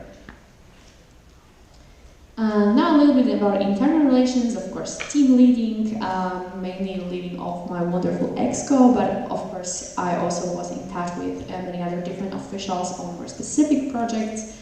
I had several meetings with my EXCO members. I overlooked the projects that they are doing. I basically supported them wherever needed. I was also involved in writing a lot of things. I wrote many letters, articles, statements for example, IVC Journal that Salsa will talk about a little later, or on different requests of our partners.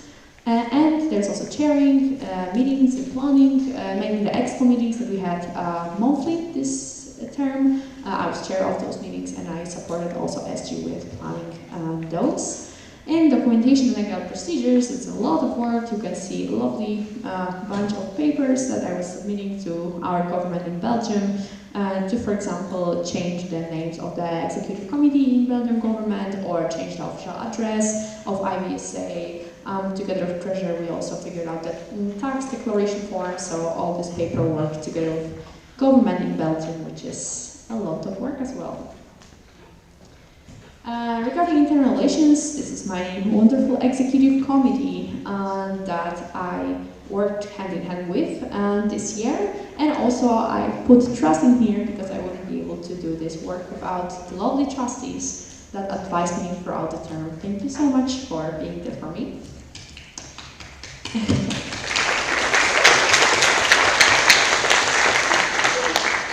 Alright, and some lovely pictures from my meetings with my executive committee members throughout the year. We had several online and in-person meetings, one-on-ones, and they talked to me about several different projects, asked me all the questions, and I tried to, well, make it work for everyone.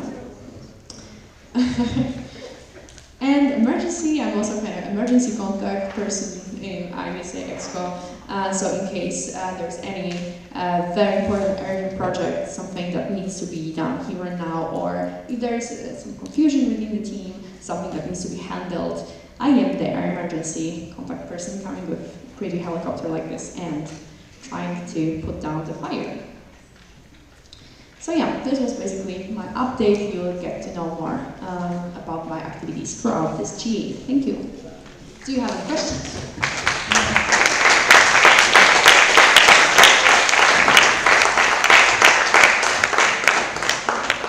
I see a question, Lisa.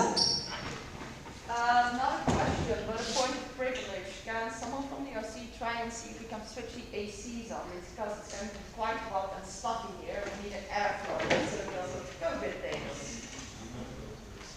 Thank you.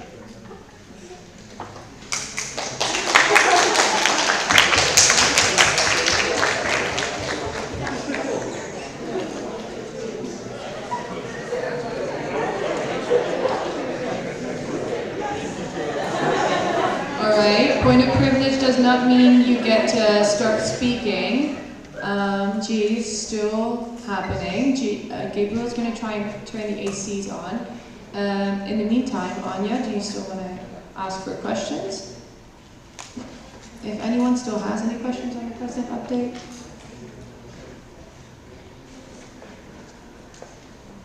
If there are no more questions, then the chair entertains a motion to go into recess for 5 minutes. Kirsten? No. Almost. And now? Perfect. Okay, no, stop, don't run. Don't run away.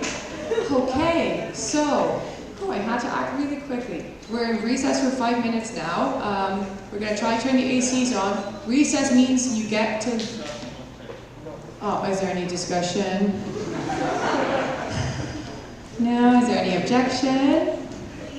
Okay, now we're in recess, but you get to leave, you get to go to the restroom for 5 minutes, and then we're going to do an energizer, so we're all a little more happy when we continue the GA. Okay, now go pee.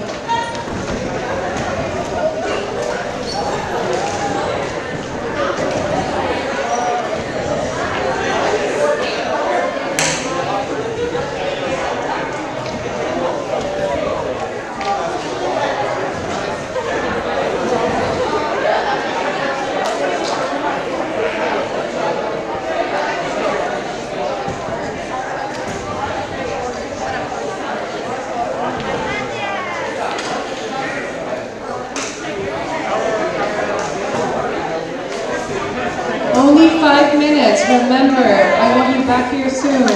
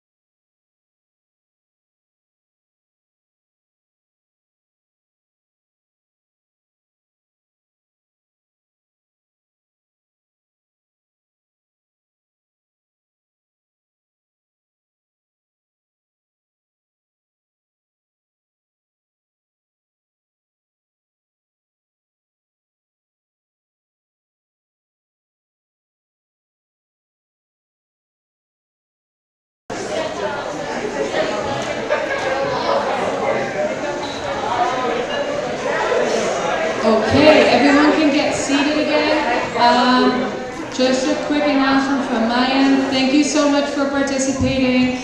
I know it's hard to do it when you're sober. So I really appreciate it. Thank you. This does actually make GAs a little bit more bearable. And I hope you're all a bit more awake now.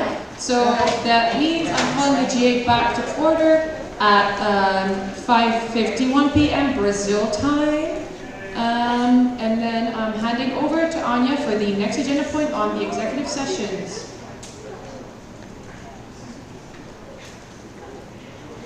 So the next agenda point is a report on executive session. Just brief explanation of what executive sessions are. So in case there is a very delicate or important topic to be discussed within EXCO and some very important decision to be made within EXCO, EXCO can call an executive session. This is a meeting that is not public because I don't know if you remember, but all the EXCO meeting minutes are public and they are available on our website, so anybody can join and see what was discussed. In executive session, this is not the case. We discuss important matters, we take a vote, and move forward with different stuff. So, of course, I'm obliged to report to the General Assembly that these kind of executive sessions have happened. And in case you have any questions about what was discussed, you are free to ask me right now. So, since our past General Assembly in February that happened online, we had one executive session with EXCO. So this is my report. Are there any questions?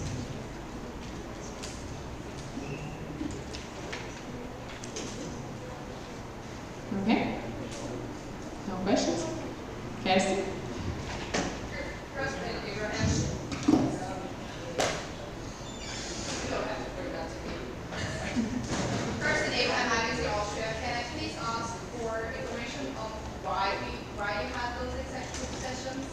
Yes, so it was one executive session. It happened because of the ongoing conflict in Ukraine. We have been approached by our MO, IVSA Ukraine, also by our partners, and we discussed moving forward with this. During the executive session, we voted on establishing a task force vet students from Ukraine, and later on I will update you about what this task force have done. Any other questions? No. Okay. Then back to Meryl.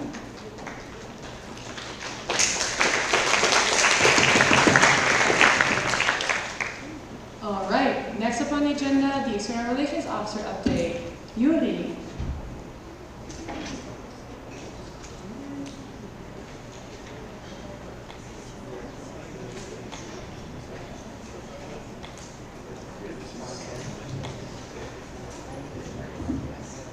Can you guys hear me well? Okay. So, we'll put hero here. Oh. Okay, so for those of you who don't know me, my name is Yuri. I'm currently External Relations Officer.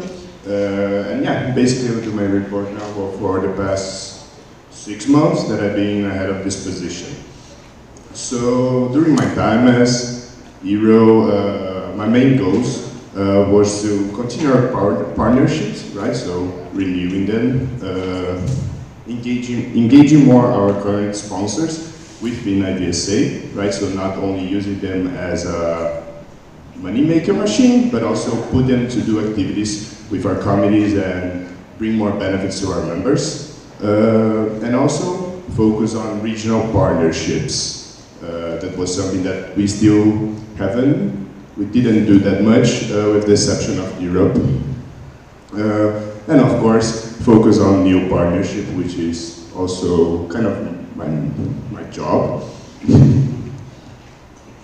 Right, so regarding renewal, we are finishing the process of renewing our MOU with our current diamond sponsor, Farina Institute.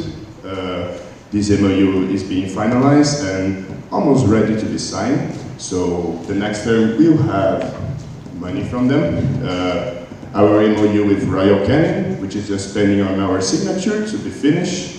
our MOU with Ibc Evidencia, which is also just pending on our signature to be finished as well.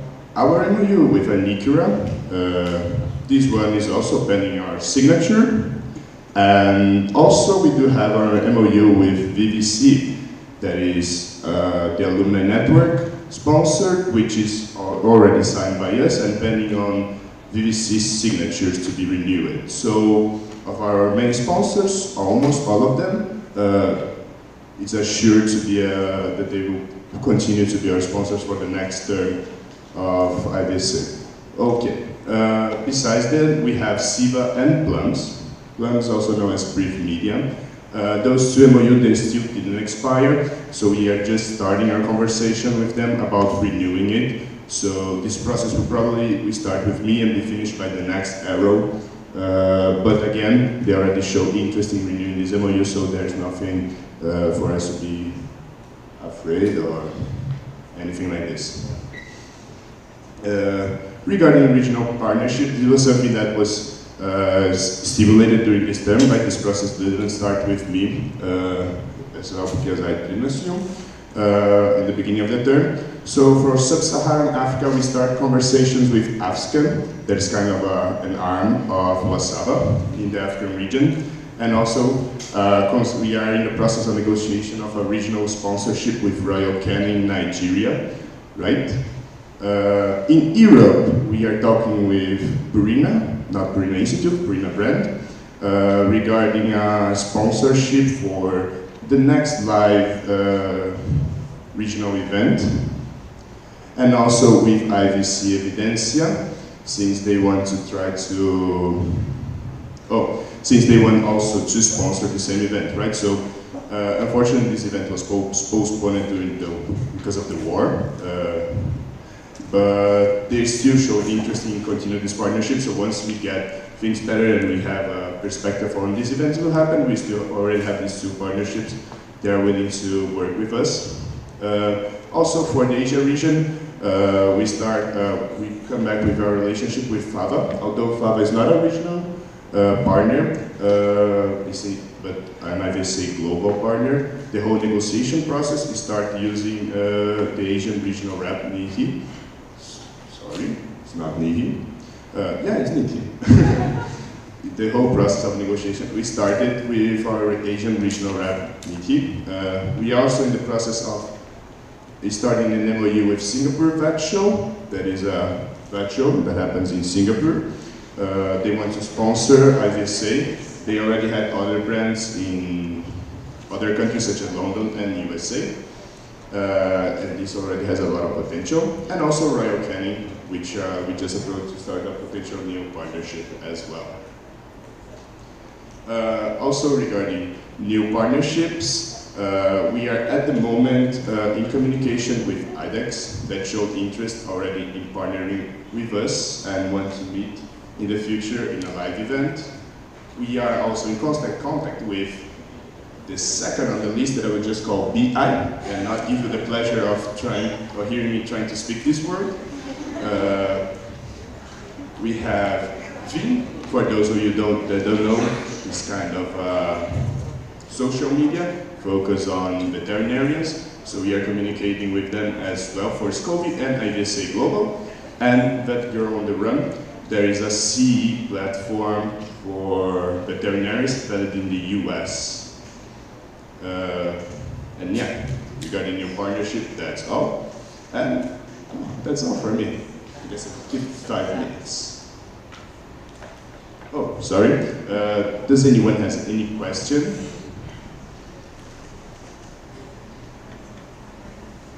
Okay. Thank you, Yuri.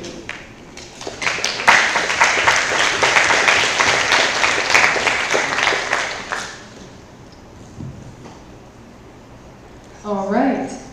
Next up on the agenda, update of the Development Aid Director. Daddy, come on up.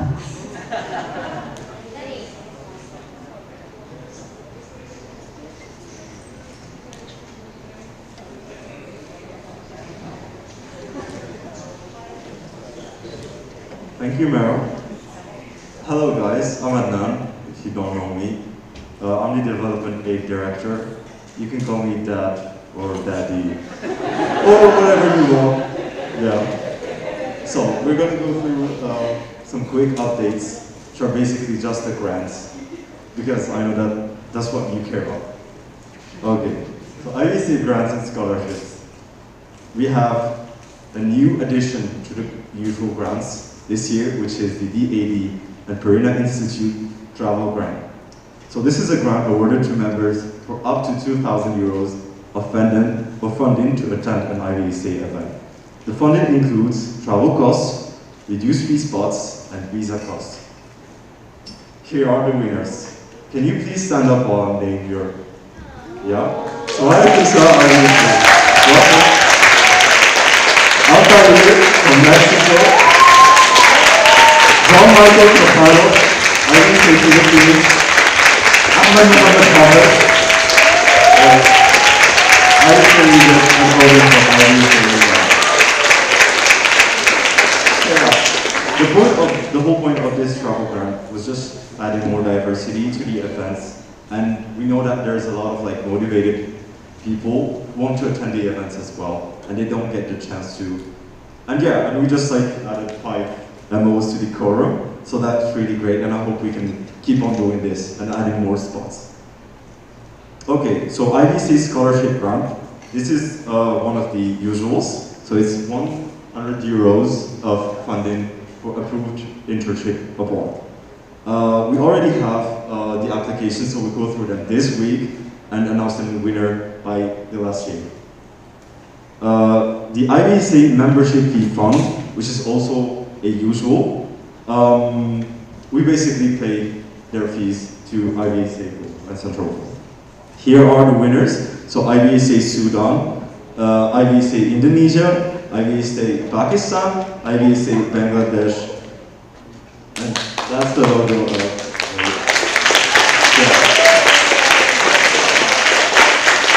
Thailand, so IVSA Thailand. And yeah, please congratulate our winners for this term. That's it.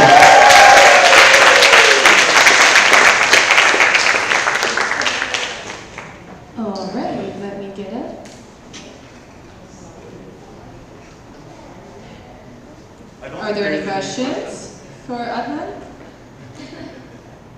No? Okay, go sit back down. Okay, come on up, Salsa, for your PRC update.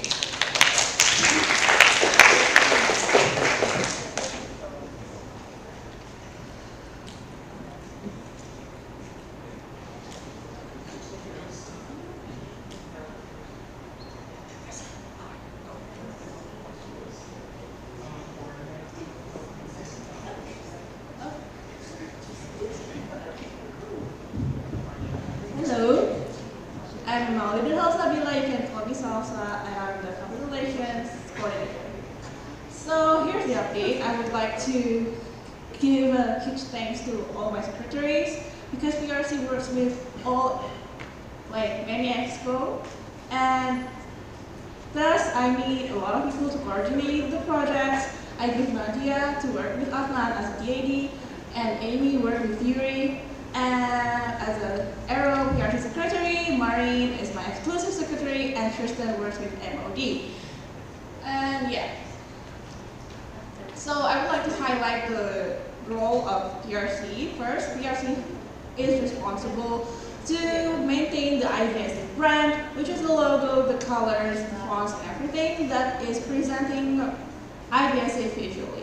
And the second one is to improve the strategic plan on how IVSA information can have a better outreach to engage members and engage members to be exposed to more opportunities by IVSA. Thus, we reviewed our Facebook, banner and MOD banner, so that whenever you need information about IVSA, it's there. Cool.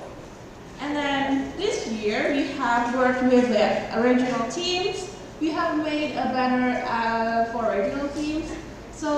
And there is a link footer if you see on their social media, so that if new members would like to ask about questions, they can always contact there. Cool. And then this year we have a new project, which is Guidebooks. We work on the making of the guidebooks in order that members have a better understanding on how applications of ambassadors, committees, and regional teams works, because it's a very long process, it's a very complicated, not complicated, it's a very complex information, and somehow it's confusing. Thus, we make a very systematic position guidebook, thanks to Lauren, who have made the joint application forms, and give the idea of the making of positions guidebook. Yay. No? Okay, cool. Okay, so this is the current issue of IVSA Journal, Summer Edition 2022. This year, we have a very big theme, which is improving veterinary education in all areas. The reason why we have this theme for this year is because IVSA works to improve veterinary education. Mostly our project works on that, and I'm a Cheshku's IVSA president, works with many partners to improve veterinary education in many areas for the benefit of members. And please look at the IVSA Journal, and there we have amazing something, meaningful youth engagement in raising standards of veterinary education. So in this IVSA Journal, you can see how we also can improve veterinary education in student level, and yeah, many insightful articles from IVSA members, regional teams. For that, yeah, just journal bit.ly/IVSA Journal Summer 2022. Okay, next, social media. I work with Anya and Yuri and everybody to relay the information to social media. We have two different design for this year, but the first one is the right one and the second one is the left one. We transformed them into the left one because it's more simple and engaging, and it doesn't have many information, so it's very easy to understand. Cool. And then IVSA PRC also responsible for the update of the website. For the website, I work with Mehdi Amrani, the trust, and Nadia, my secretary, to update the website in every area. And then we have membership portal. This is the project that I cannot finish for this term, but I have a lot of inputs for next term. And I believe this membership portal will be beneficial, and I hope that it will be realized soon. Okay. And then we have PR Network. PR Network this year works very awesome. PR Network is a network which consists of graphic managers, social media people of committee and regional teams, and there we're just having a group, exchanging ideas, creating a meeting on how we can improve the engagement of our information in social media, and how we can improve better graphic so that members who can see if the graphic that we publish is having a better engagement and understanding, like how to make a simple graphic, how can I make it pretty but not very wordy, etc., etc. But this year, PR Network works very awesomely and amazingly, so I don't have too much to do with the PR Network, but because they're awesome work. Okay.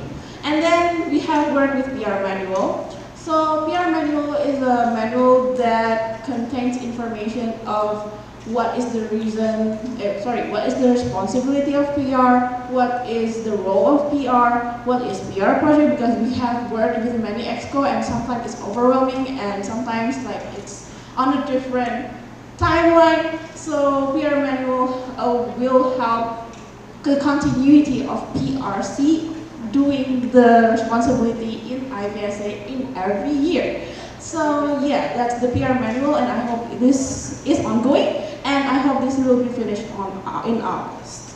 And the last one, I have assets. I think it's important for PR to have assets like editable files that back up the next PRC, like very easy to edit so that they don't need a new graphic in every term. new, mostly it's about graphic, new templates, and etc. So next PRC can focus more on creating strategic plan on which area of the program or project can be improved and be more innovative in escalating the engagement for members. I love my members.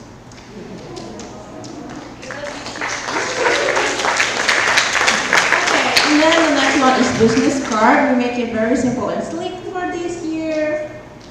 Yuri, do you bring the business card? No? Okay. Oh, really?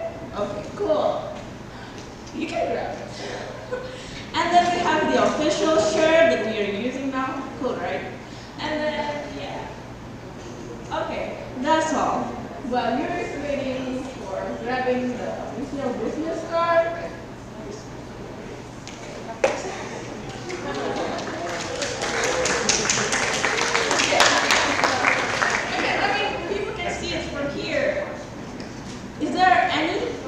are there any questions from everyone?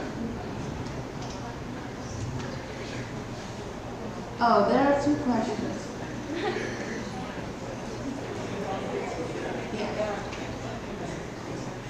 Alison Brown, Trinidad and Tobago, is a point of information just about the positions guidebook. Is that something that's readily available to applicants, to IVSA members throughout the year, just to get an understanding of the positions, and where would they find it? Would it be with what's the last thing you heard? I cannot hear you at all.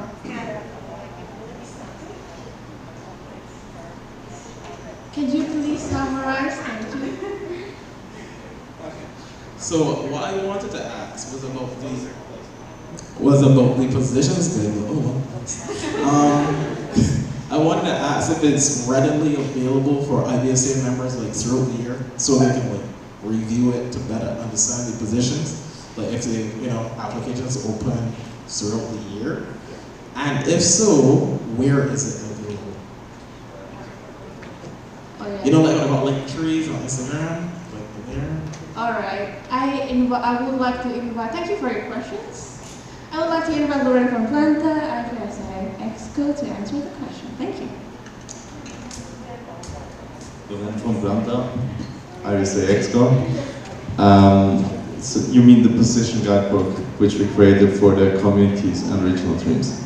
Yes, so it was actually published. I just put the PDF in a Google Drive folder and made a bitlet, and it was published on Facebook, so where you can find this link. So it's actually all the time available for anyone to access it. Okay, thank you, Laura. Just an additional information, it will be renewed whenever it has to be renewed. It's a guidebook, not a manual. Yes. Next questions, please. It was just the same question. Hooray. Awesome. I'm done. Thank you.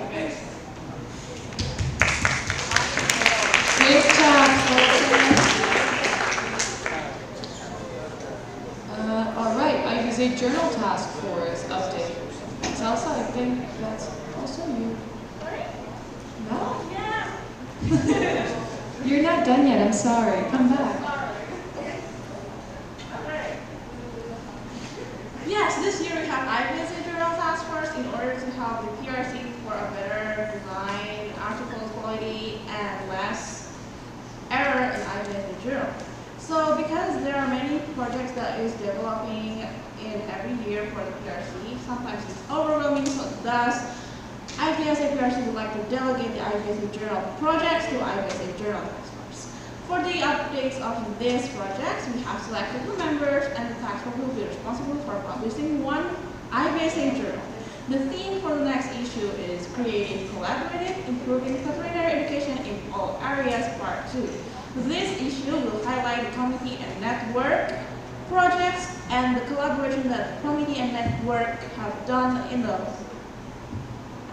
2021-2022 year term, and it will be planned to be published in end of August or September. close to the open registration of new committee and network members. Yes, and the current progress of the IVSA Journal Task Force is the creating templates and collecting for IVSA journal materials. Any questions? No? Good. Thank you. I'm glad.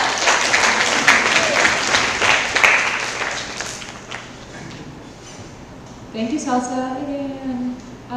All right, next up is the Secretary General update. Nelson.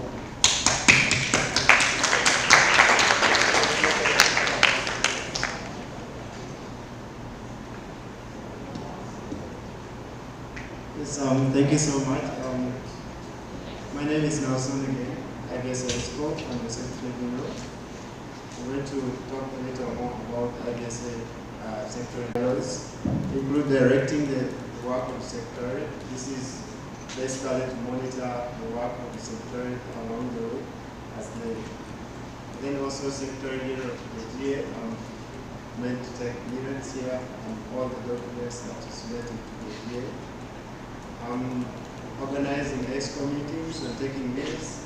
This one is normally every month that I do. But also, it's always, I want to inform you that these meetings are always open to every IVSA members that are willing to attend. Yes, I'm saying that organizing EXCO meetings and taking the minutes and informing you that these meetings, the EXCO meetings are always open to everyone. It's not only for the officials and EXCO. So anytime you wish to join in, it's really very amazing. You get to learn a lot of things there. And then also I'm concerned with archiving the minutes, reports, and other relevant documents that are related to IVSA as well. Then for secretary work and then performance, this term we have had some secretaries engaging in projects, like one was responsible advocacy and inclusive dialogue, that is chaired by Ajar, secretary to MOD. Then we have secretariat appointment into other non-secretary positions, like Yuri was a secretary, but now is Aero. And we have Pradium. Pradium was appointed to take over the Equine Network as an interim chair after the chair stepped down. Then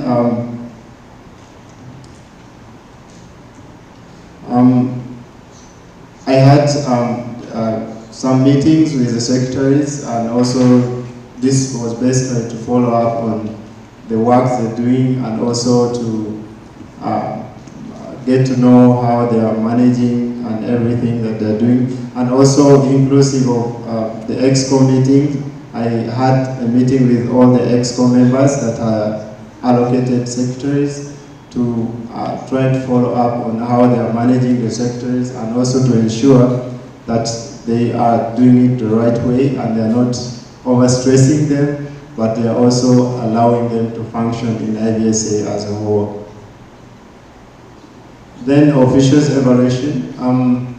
This is normally done at the end of the term, that officials are supposed to get report cards, and this is done by each official that has worked with someone, then they have to evaluate them. But there has been some inefficiency that I've observed in this, and this goes out to the General Assembly. If you, I just brought it out for people to think about it. If there is any other way that we could do the evaluation, would be better, because many people are not confident with why they should do this, and I had quite a number of officials trying to tell me, you know what, this is cruel, this is this, and they were fearing to evaluate officials. So that created inefficiency in and some officials only had one evaluation, which is really not reflective of that.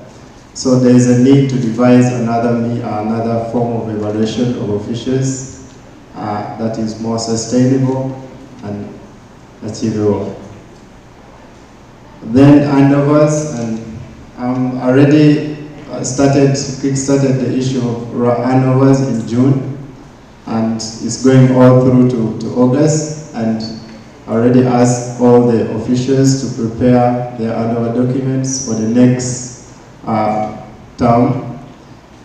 But this next one, technical manual, is one of my proposals, that's a recommendation to the GA that should be thought about. That secretary really needs technical, either a technical training or technical manuals that would help them to understand the position much better, because handovers do not give technical advices on what to do exactly. So this is just something to think about, that really secretary need this to function much better. Then in my conclusion, I really want to extend my sincere appreciation to the Secretariat for the tremendous work they have done and for the resilience that they have displayed throughout this term. I didn't have any secretary drop out. This is amazing, and I'm really very happy for this.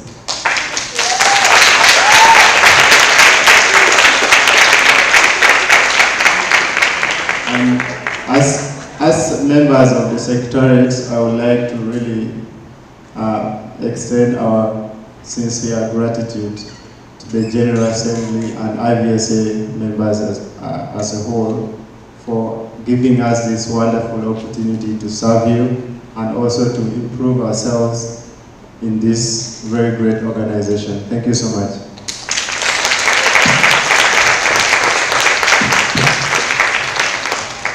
So if anyone has any questions, please, you can bring it up.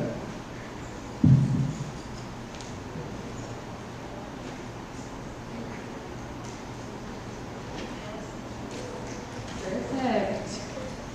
On to the next Exco update. MOD, Gabriel, come on up.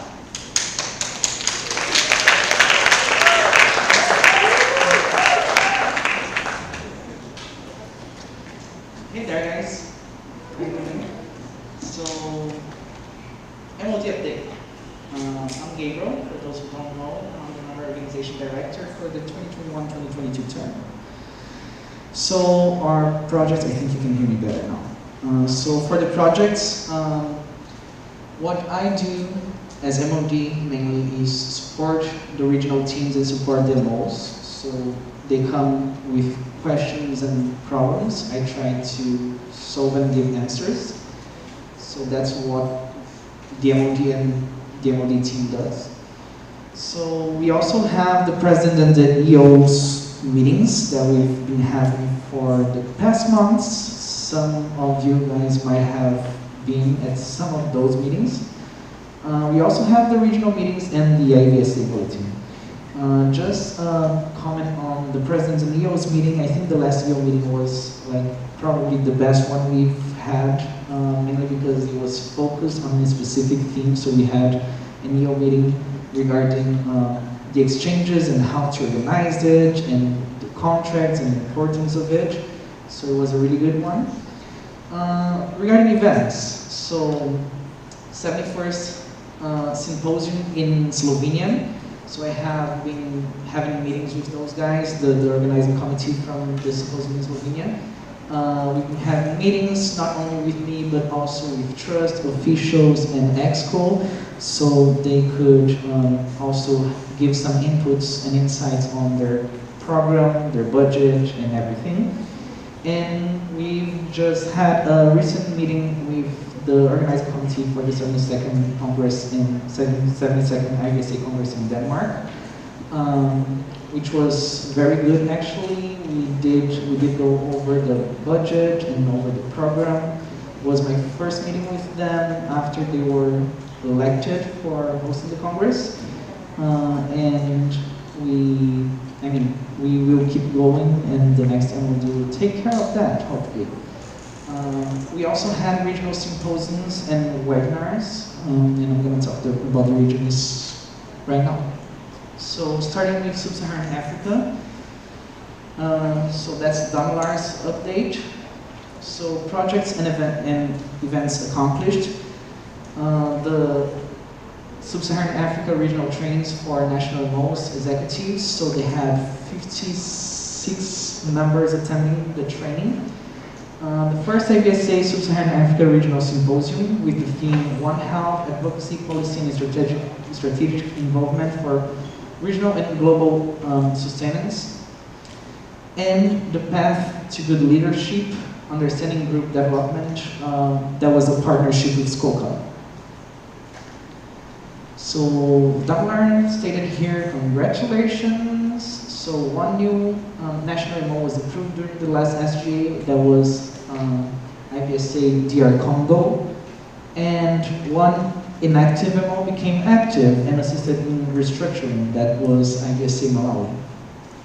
So MO list, active, and that's active candidate and active member. So IVSA DR Congo, IVSA Malawi, IVSA Nigeria, Ghana, South Africa, Namibia, Zimbabwe, Rwanda, and Uganda.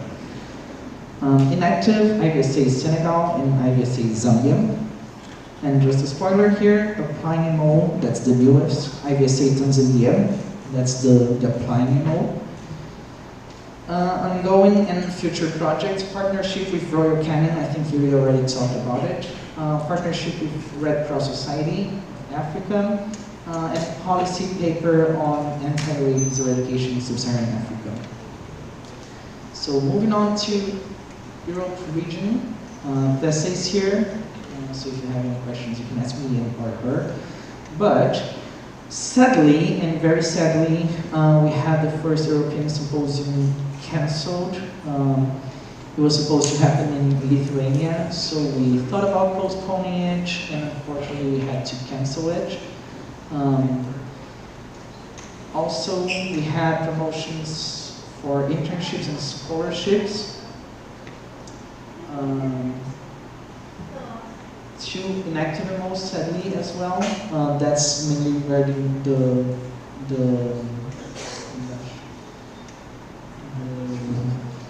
decision we had at the last SGA about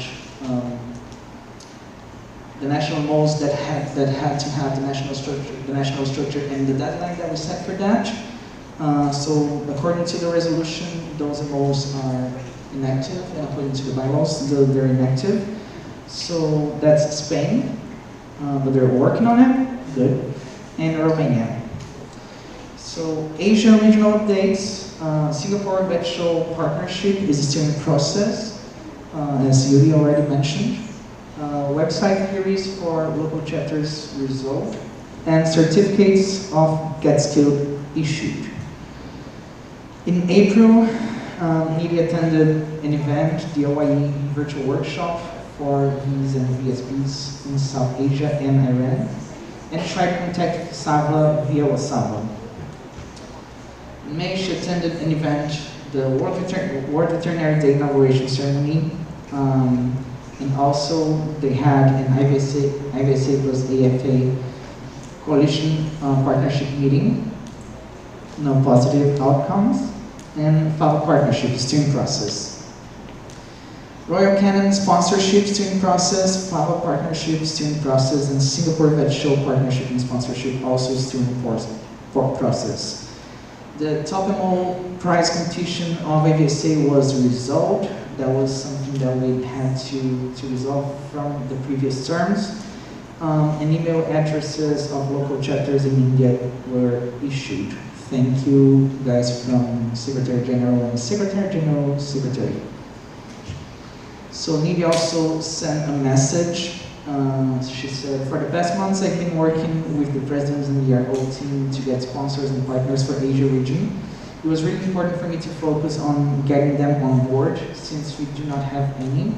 Most of the Asian countries are struggling for funds, and the COVID situation didn't allow organizations to help. I tried my best to bring the best opportunities for my members, and will continue to do so to the end of the term and in the future. it is just taking a bit long than expected. Also, our internet connection is not so good. Update for the Americas region. So projects and events accomplished. Discord server, yay! 146 members. It's been super cool on Discord server. I hope this project keeps going on and maybe we can do it for all the regions. Also, the second IVSA Regional Symposium for the Americas with the theme Conservation and Sustainable Management Symposium. And how to land partnerships and sponsorships. That was a partnership with Skoka. So congratulations again to the 2 members from the Americas who were elected at the last SGA. So Yuri, president, and Alejandra, the secretary. They're both here.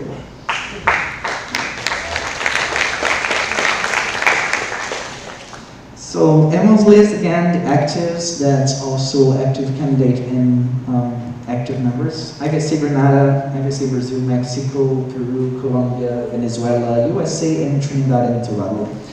Inactive, unfortunately, we have IVSA Paraguay, St. Kitts and Nevis, and Canada, but that might change pretty soon. Current and future events, International Cooking Exchange, that is happening right now. Online Olympics, Penpal initiative, that's super cool initiative too, and the Americas booklet. Now, super short and quick update for MENA, so Middle East and North of Africa region. As a regional representative, my tasks are quoting Yosra, supervising the regional projects such as webinars, etc., and taking care of the problems of the MOs to transform it to IVSA Global and try to help them. Answering all the questions of the MOs and helping the MOs to establish a national structure, encouraging new countries to join IVSA and help them with the procedures. That was Yosra report. I think we have the European, Sub-Saharan Africa, and thank you.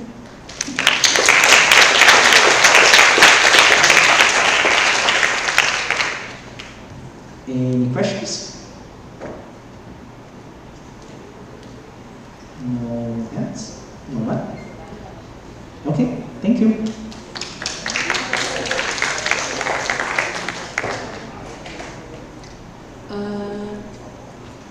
All right.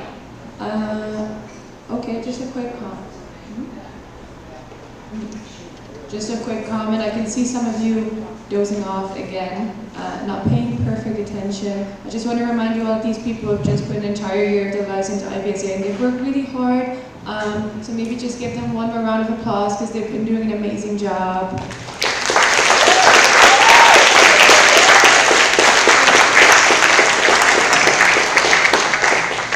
Thank you. I know it can get long. There's only about 15 minutes more left, and then we're gonna go ahead into our evening plans and such. So a little longer, and then we'll be done for today. All right, an update on the National MO Resolution. Gabriel, come back up.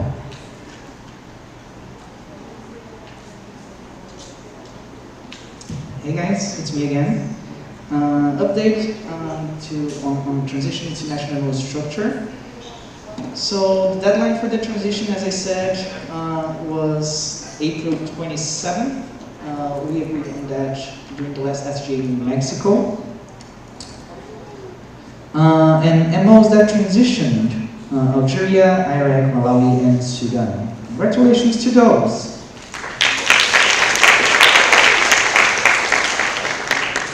Inactive MOs, I guess Romania, Spain, Belarus, and Republic of Moldova.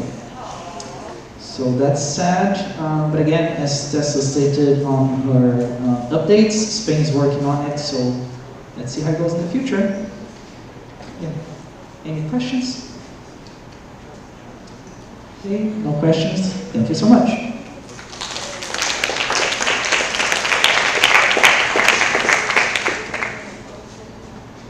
All right, thank you. Next up on the agenda is the IVSA OC Manual Task Force update. Anya, come on up.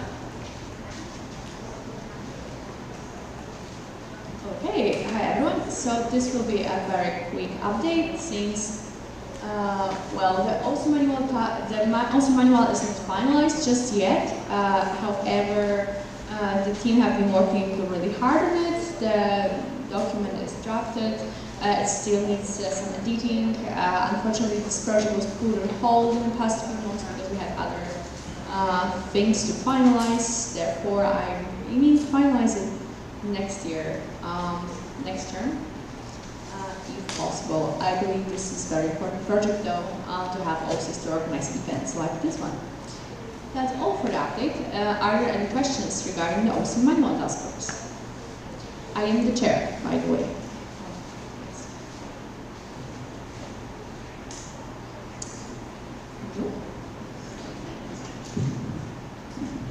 Okay, next agenda point. DEI task force update. Anya. Okay, so regarding DEI task force, unfortunately we struggled this year with getting a chair that would be willing to pick up this activity. However, we did several projects within the DEI team. They were just not done by the task force itself. Is that about DEI task force? Okay. Person APAM, IVSA Alumni, for information. Can you maybe state what DH stands for? Because I think there are a lot of people who don't know. Okay, very good question, Kerstin. DEI task force is Diversity, Equity and Inclusivity Task Force. It was established in order to improve those values in IVSA Global, revise global projects, and see how we can improve it. So we did several projects within the DEI team, which I'll talk about a little later. For example, the Responsible Advocacy and Inclusive Dialogue project. However, the task force on its own did not exist since we did not have an active chair and we did not have a team that would conduct those projects. However, after discussing this matter with EXCO and the new president-elect Yuri, we decided to still keep the task force and possibly the new EXCO could elect a new chair and continue those activities within the task force. However, there's not much update as of now. Are there any questions?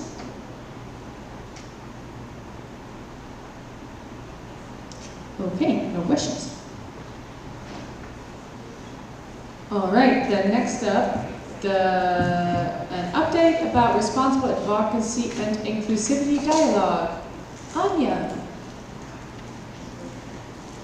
Okay, that's me again. So I will give this update on behalf of Hajar from IVSA Morocco, just so that you're aware. Unfortunately, she could not be here with us, sadly, but I just wanted to give a shout out to Hajar because she did an amazing work on this project. She was very passionate and motivated to make this work. That's why on her behalf I will update you about what it is about. First of all, I would like to remind you that 1 year ago we had a GE resolution during the online General Assembly in July. That resolution stated that IVSA EXCO this term should revise how IVSA Global advocates for social and humanitarian matters and provide some kind of solutions for this. In order to do that, we established a project called Responsible Advocacy and Inclusive Dialogue, and Hajar from IVSA Morocco took a lead on this project. The project was basically dedicated to develop a professional way to provide a safe environment for IVSA members to exchange their opinions and advocate for those matters, and make sure we can do it by respecting the non-partisan status of IVSA and also support each other by making sure nobody gets hurt in the process. As you can imagine, it's a very, very difficult task because this kind of inclusive dialogue is requiring a lot of knowledge. Therefore, the idea for this term was, first of all, to develop some kind of guidelines and strategic plan how to improve it in IVSA. And second of all, establish a series of trainings, soft skills trainings for Ibc officials to be able to better improve it. The project consists of two different parts. Responsible advocacy talks about how IVSA Global should better speak about humanitarian and social matters that affect veterinary students and animals. in a professional way, and inclusive dialogue talks about how we should listen to each other within the team of IVC officials, how we should listen to the diverse range of IVC members, IVC MOs, make sure everybody's opinions is considered and listened to during decision-making process. So these are the two core parts of this project. What are the main objectives that Hajar also have highlighted in the strategic plan that you have developed? You can see them on the screen. As I highlighted about the communication within IVSA, with understanding about different problems affecting our members worldwide, and they are as diverse as our MOs.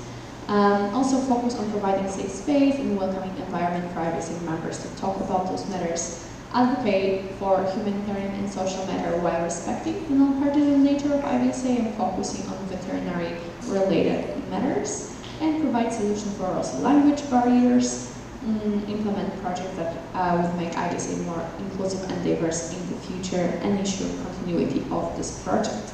So in order to achieve those objectives, Hajar have developed a strategic plan that have been discussed and approved on the EXCO live meeting yesterday.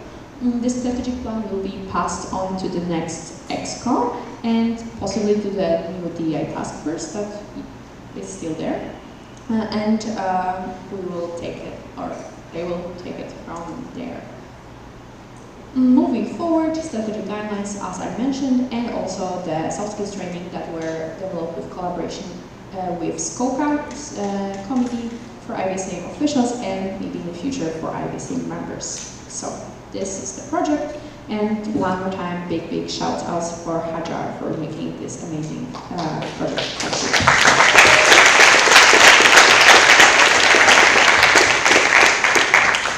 Are there any questions? Lisa.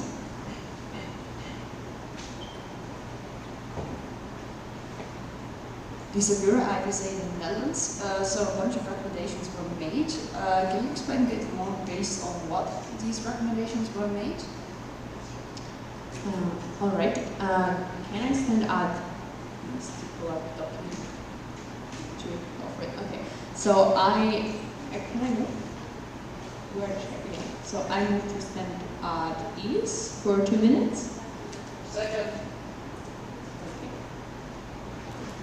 Is there any discussion on standing at ease? Any objections? No?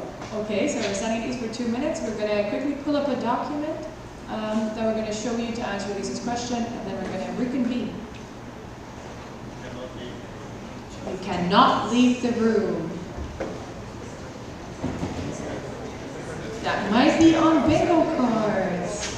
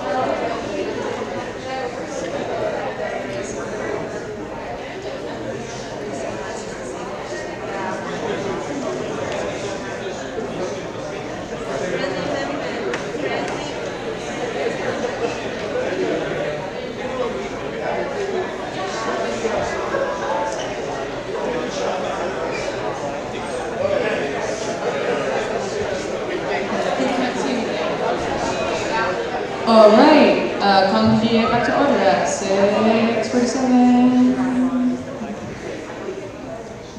GMT Brazil.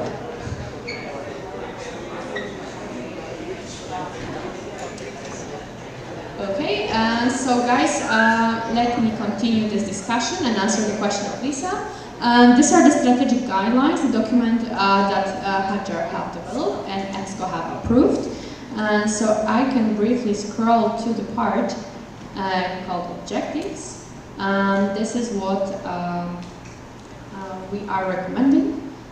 So we are recommending to evaluate the communication within IVSA and provide opportunities for everyone to contribute during the discussion and decision making. Also build an understanding within IVSA about different problems affecting our members while respecting their opinions. Focus on providing safe space and welcoming environment where members trust each other and trust as an organization to speak about things affecting them and feel heard. Advocate for matters affecting IVSA members. Basically, you can read it. It's all about advocacy. It's all about dialogue. It's about all listening to each other, providing each other with a safe space. Also, concentrate IVSA on actions and projects advocating for animal health, animal welfare, and the development of veterinary medicine. So focus our advocacy effort around the veterinary medicine field. And I can also scroll to concrete actions that were recommended for each of those objectives. We have here the strategy and the action plan for that. And as I also mentioned in the action plan, we have trainings for officials to be better skilled to have those discussions, and educate also IVC members about the advocacy, and organize different group discussions, approach IVC partners and sponsors in order to learn how they ensure the responsible advocacy within their organizations, so we can have some valuable advice. We can also develop some surveys to allow IVC members to share through those kind of documents.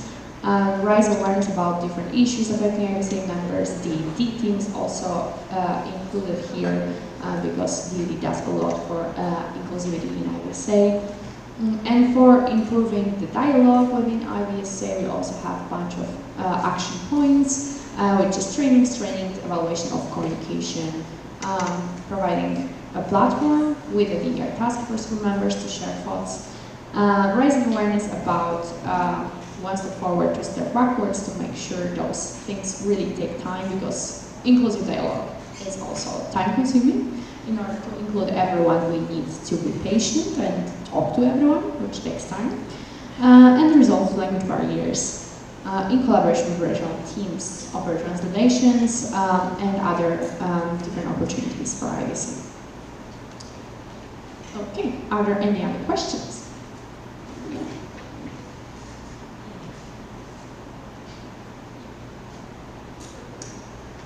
No questions.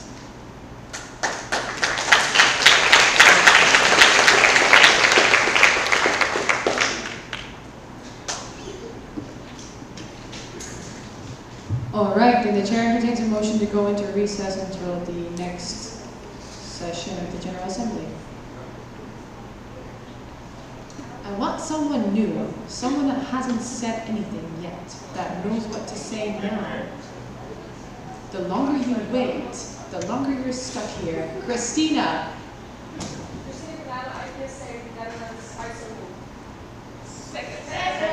All right, is there any discussion on going into recess? Any objections? We're into recess. Okay, before you leave, 2 announcements. 1, Learn lost his phone, probably in the bus, so once you get to the bus and you're in the back seat, make sure to check if there's an iPhone there, both underneath the seats, next to the seats, wherever you think it could have landed. Not here in the buses when we get there, okay. Second announcement, Yuli's going to come up with some Karina Brown stuff and he's going to talk about it now, so we're going to do a thing. Stay.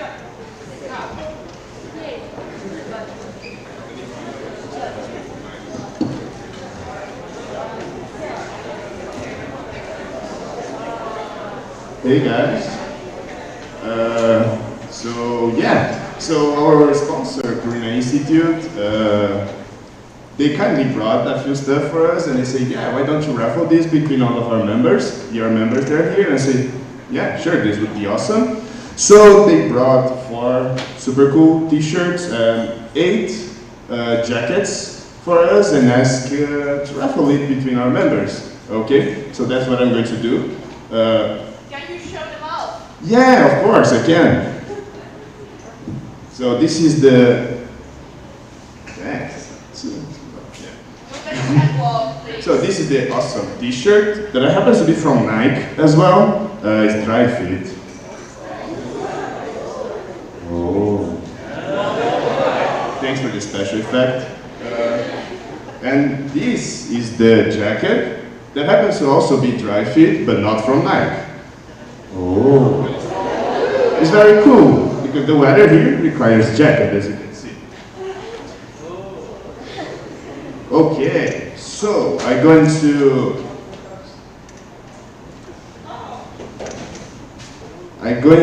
pick a few random numbers, and each number is associated with one delegate that is here, or supposed to be here. The first 4 persons that I'm going to call, you guys come here and pick the t-shirt. The other 8 pick the jacket, if that's okay. If not, I'm the one that's choosing, so that's the way. So yeah, there's no distinct, I'm not making any distinguish, so if you're an Exco official, regular member or anything, you have the same chance of winning. Yeah. Cool. Oh, so the first number is from IVSA Morocco's Ayman.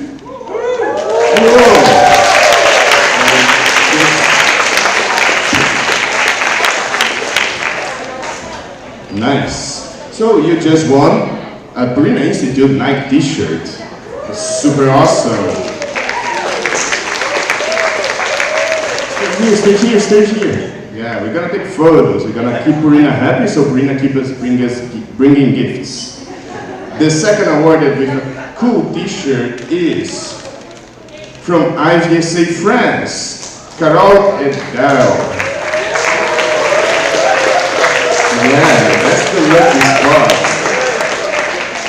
That's the second cool IVSA t-shirt. I'm not sure about size.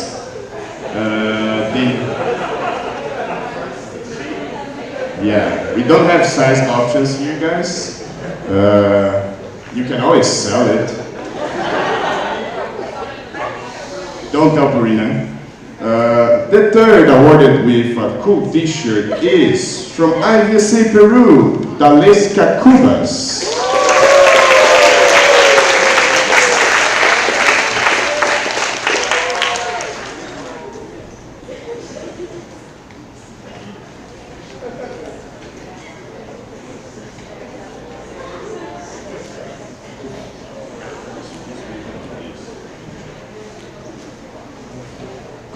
And now, the last awarded with the cool t-shirt from Purina Institute is from IVSA Denmark. Oh, he's not here. Daniel! He's there.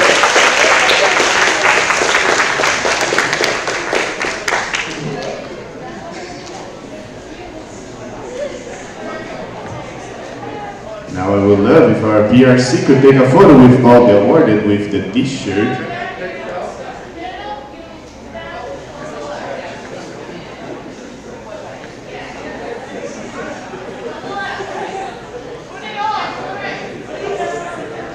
Awesome, so while Salsa is bossing them for the photo, I'm gonna start picking new numbers here for the cool IVSA jacket. Purina Institute jacket, sorry. Okay. And the first awarded with the cool Purina Institute jacket is from IVSA South Korea. I'm sorry the way I'm going to pronounce your name. Isong King?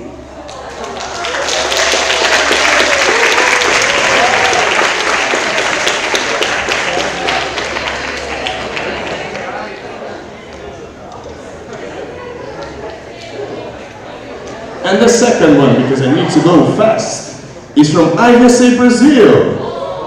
Jade.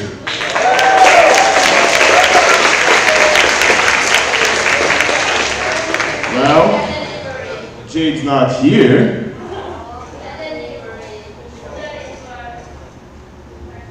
Okay, we gotta give her a discount because she's from the OC and she's probably super busy with work.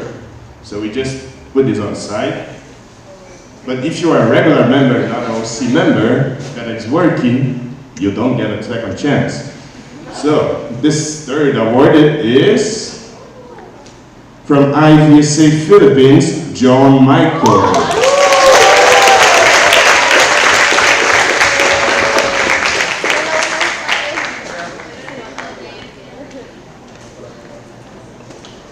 Those jackets, sponsored by Purina Institute, are very good working out during the rain, guys, or windy weathers.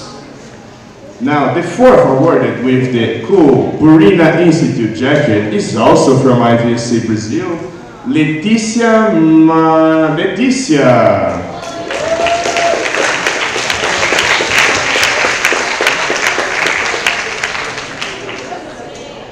Moving on. Somebody please call Jade, she needs to show up in the photo, otherwise Purina will ask why there's one jacket missing. Now let's go for the next one, then I lost the count. From IVSA Colombia, Maria Jose.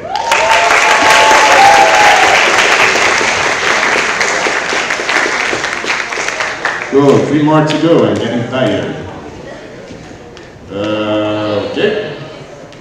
The next one is from IVSA Tunisia, and I'm also sorry by the way I'm going to spell your name, Ons.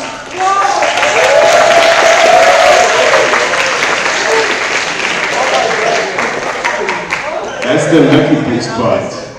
Okay, moving on.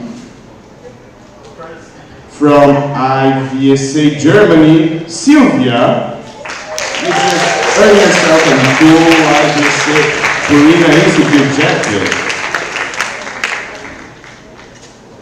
Okay, so the last awarded of the cool Purina Institute jacket, I was specifically told to say cool as many times as possible.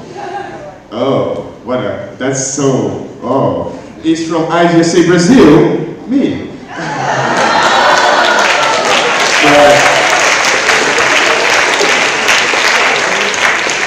But I will do it again because Purina already gave me one jacket, so I don't think it's fair for me to have both.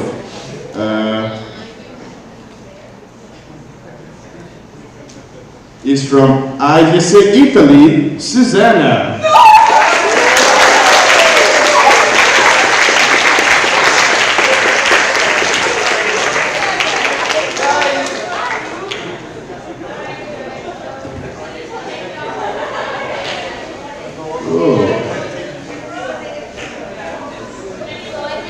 That's all our gift for today, but yeah, Purina is super cool and they have prepared more gifts for us during the event, so watch out, maybe you are in the lucky lectures that are awarded with gifts from Purina Institute, our diamond sponsor.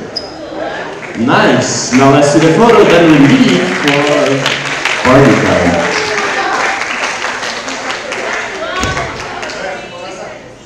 Something happened with the screen? Oh.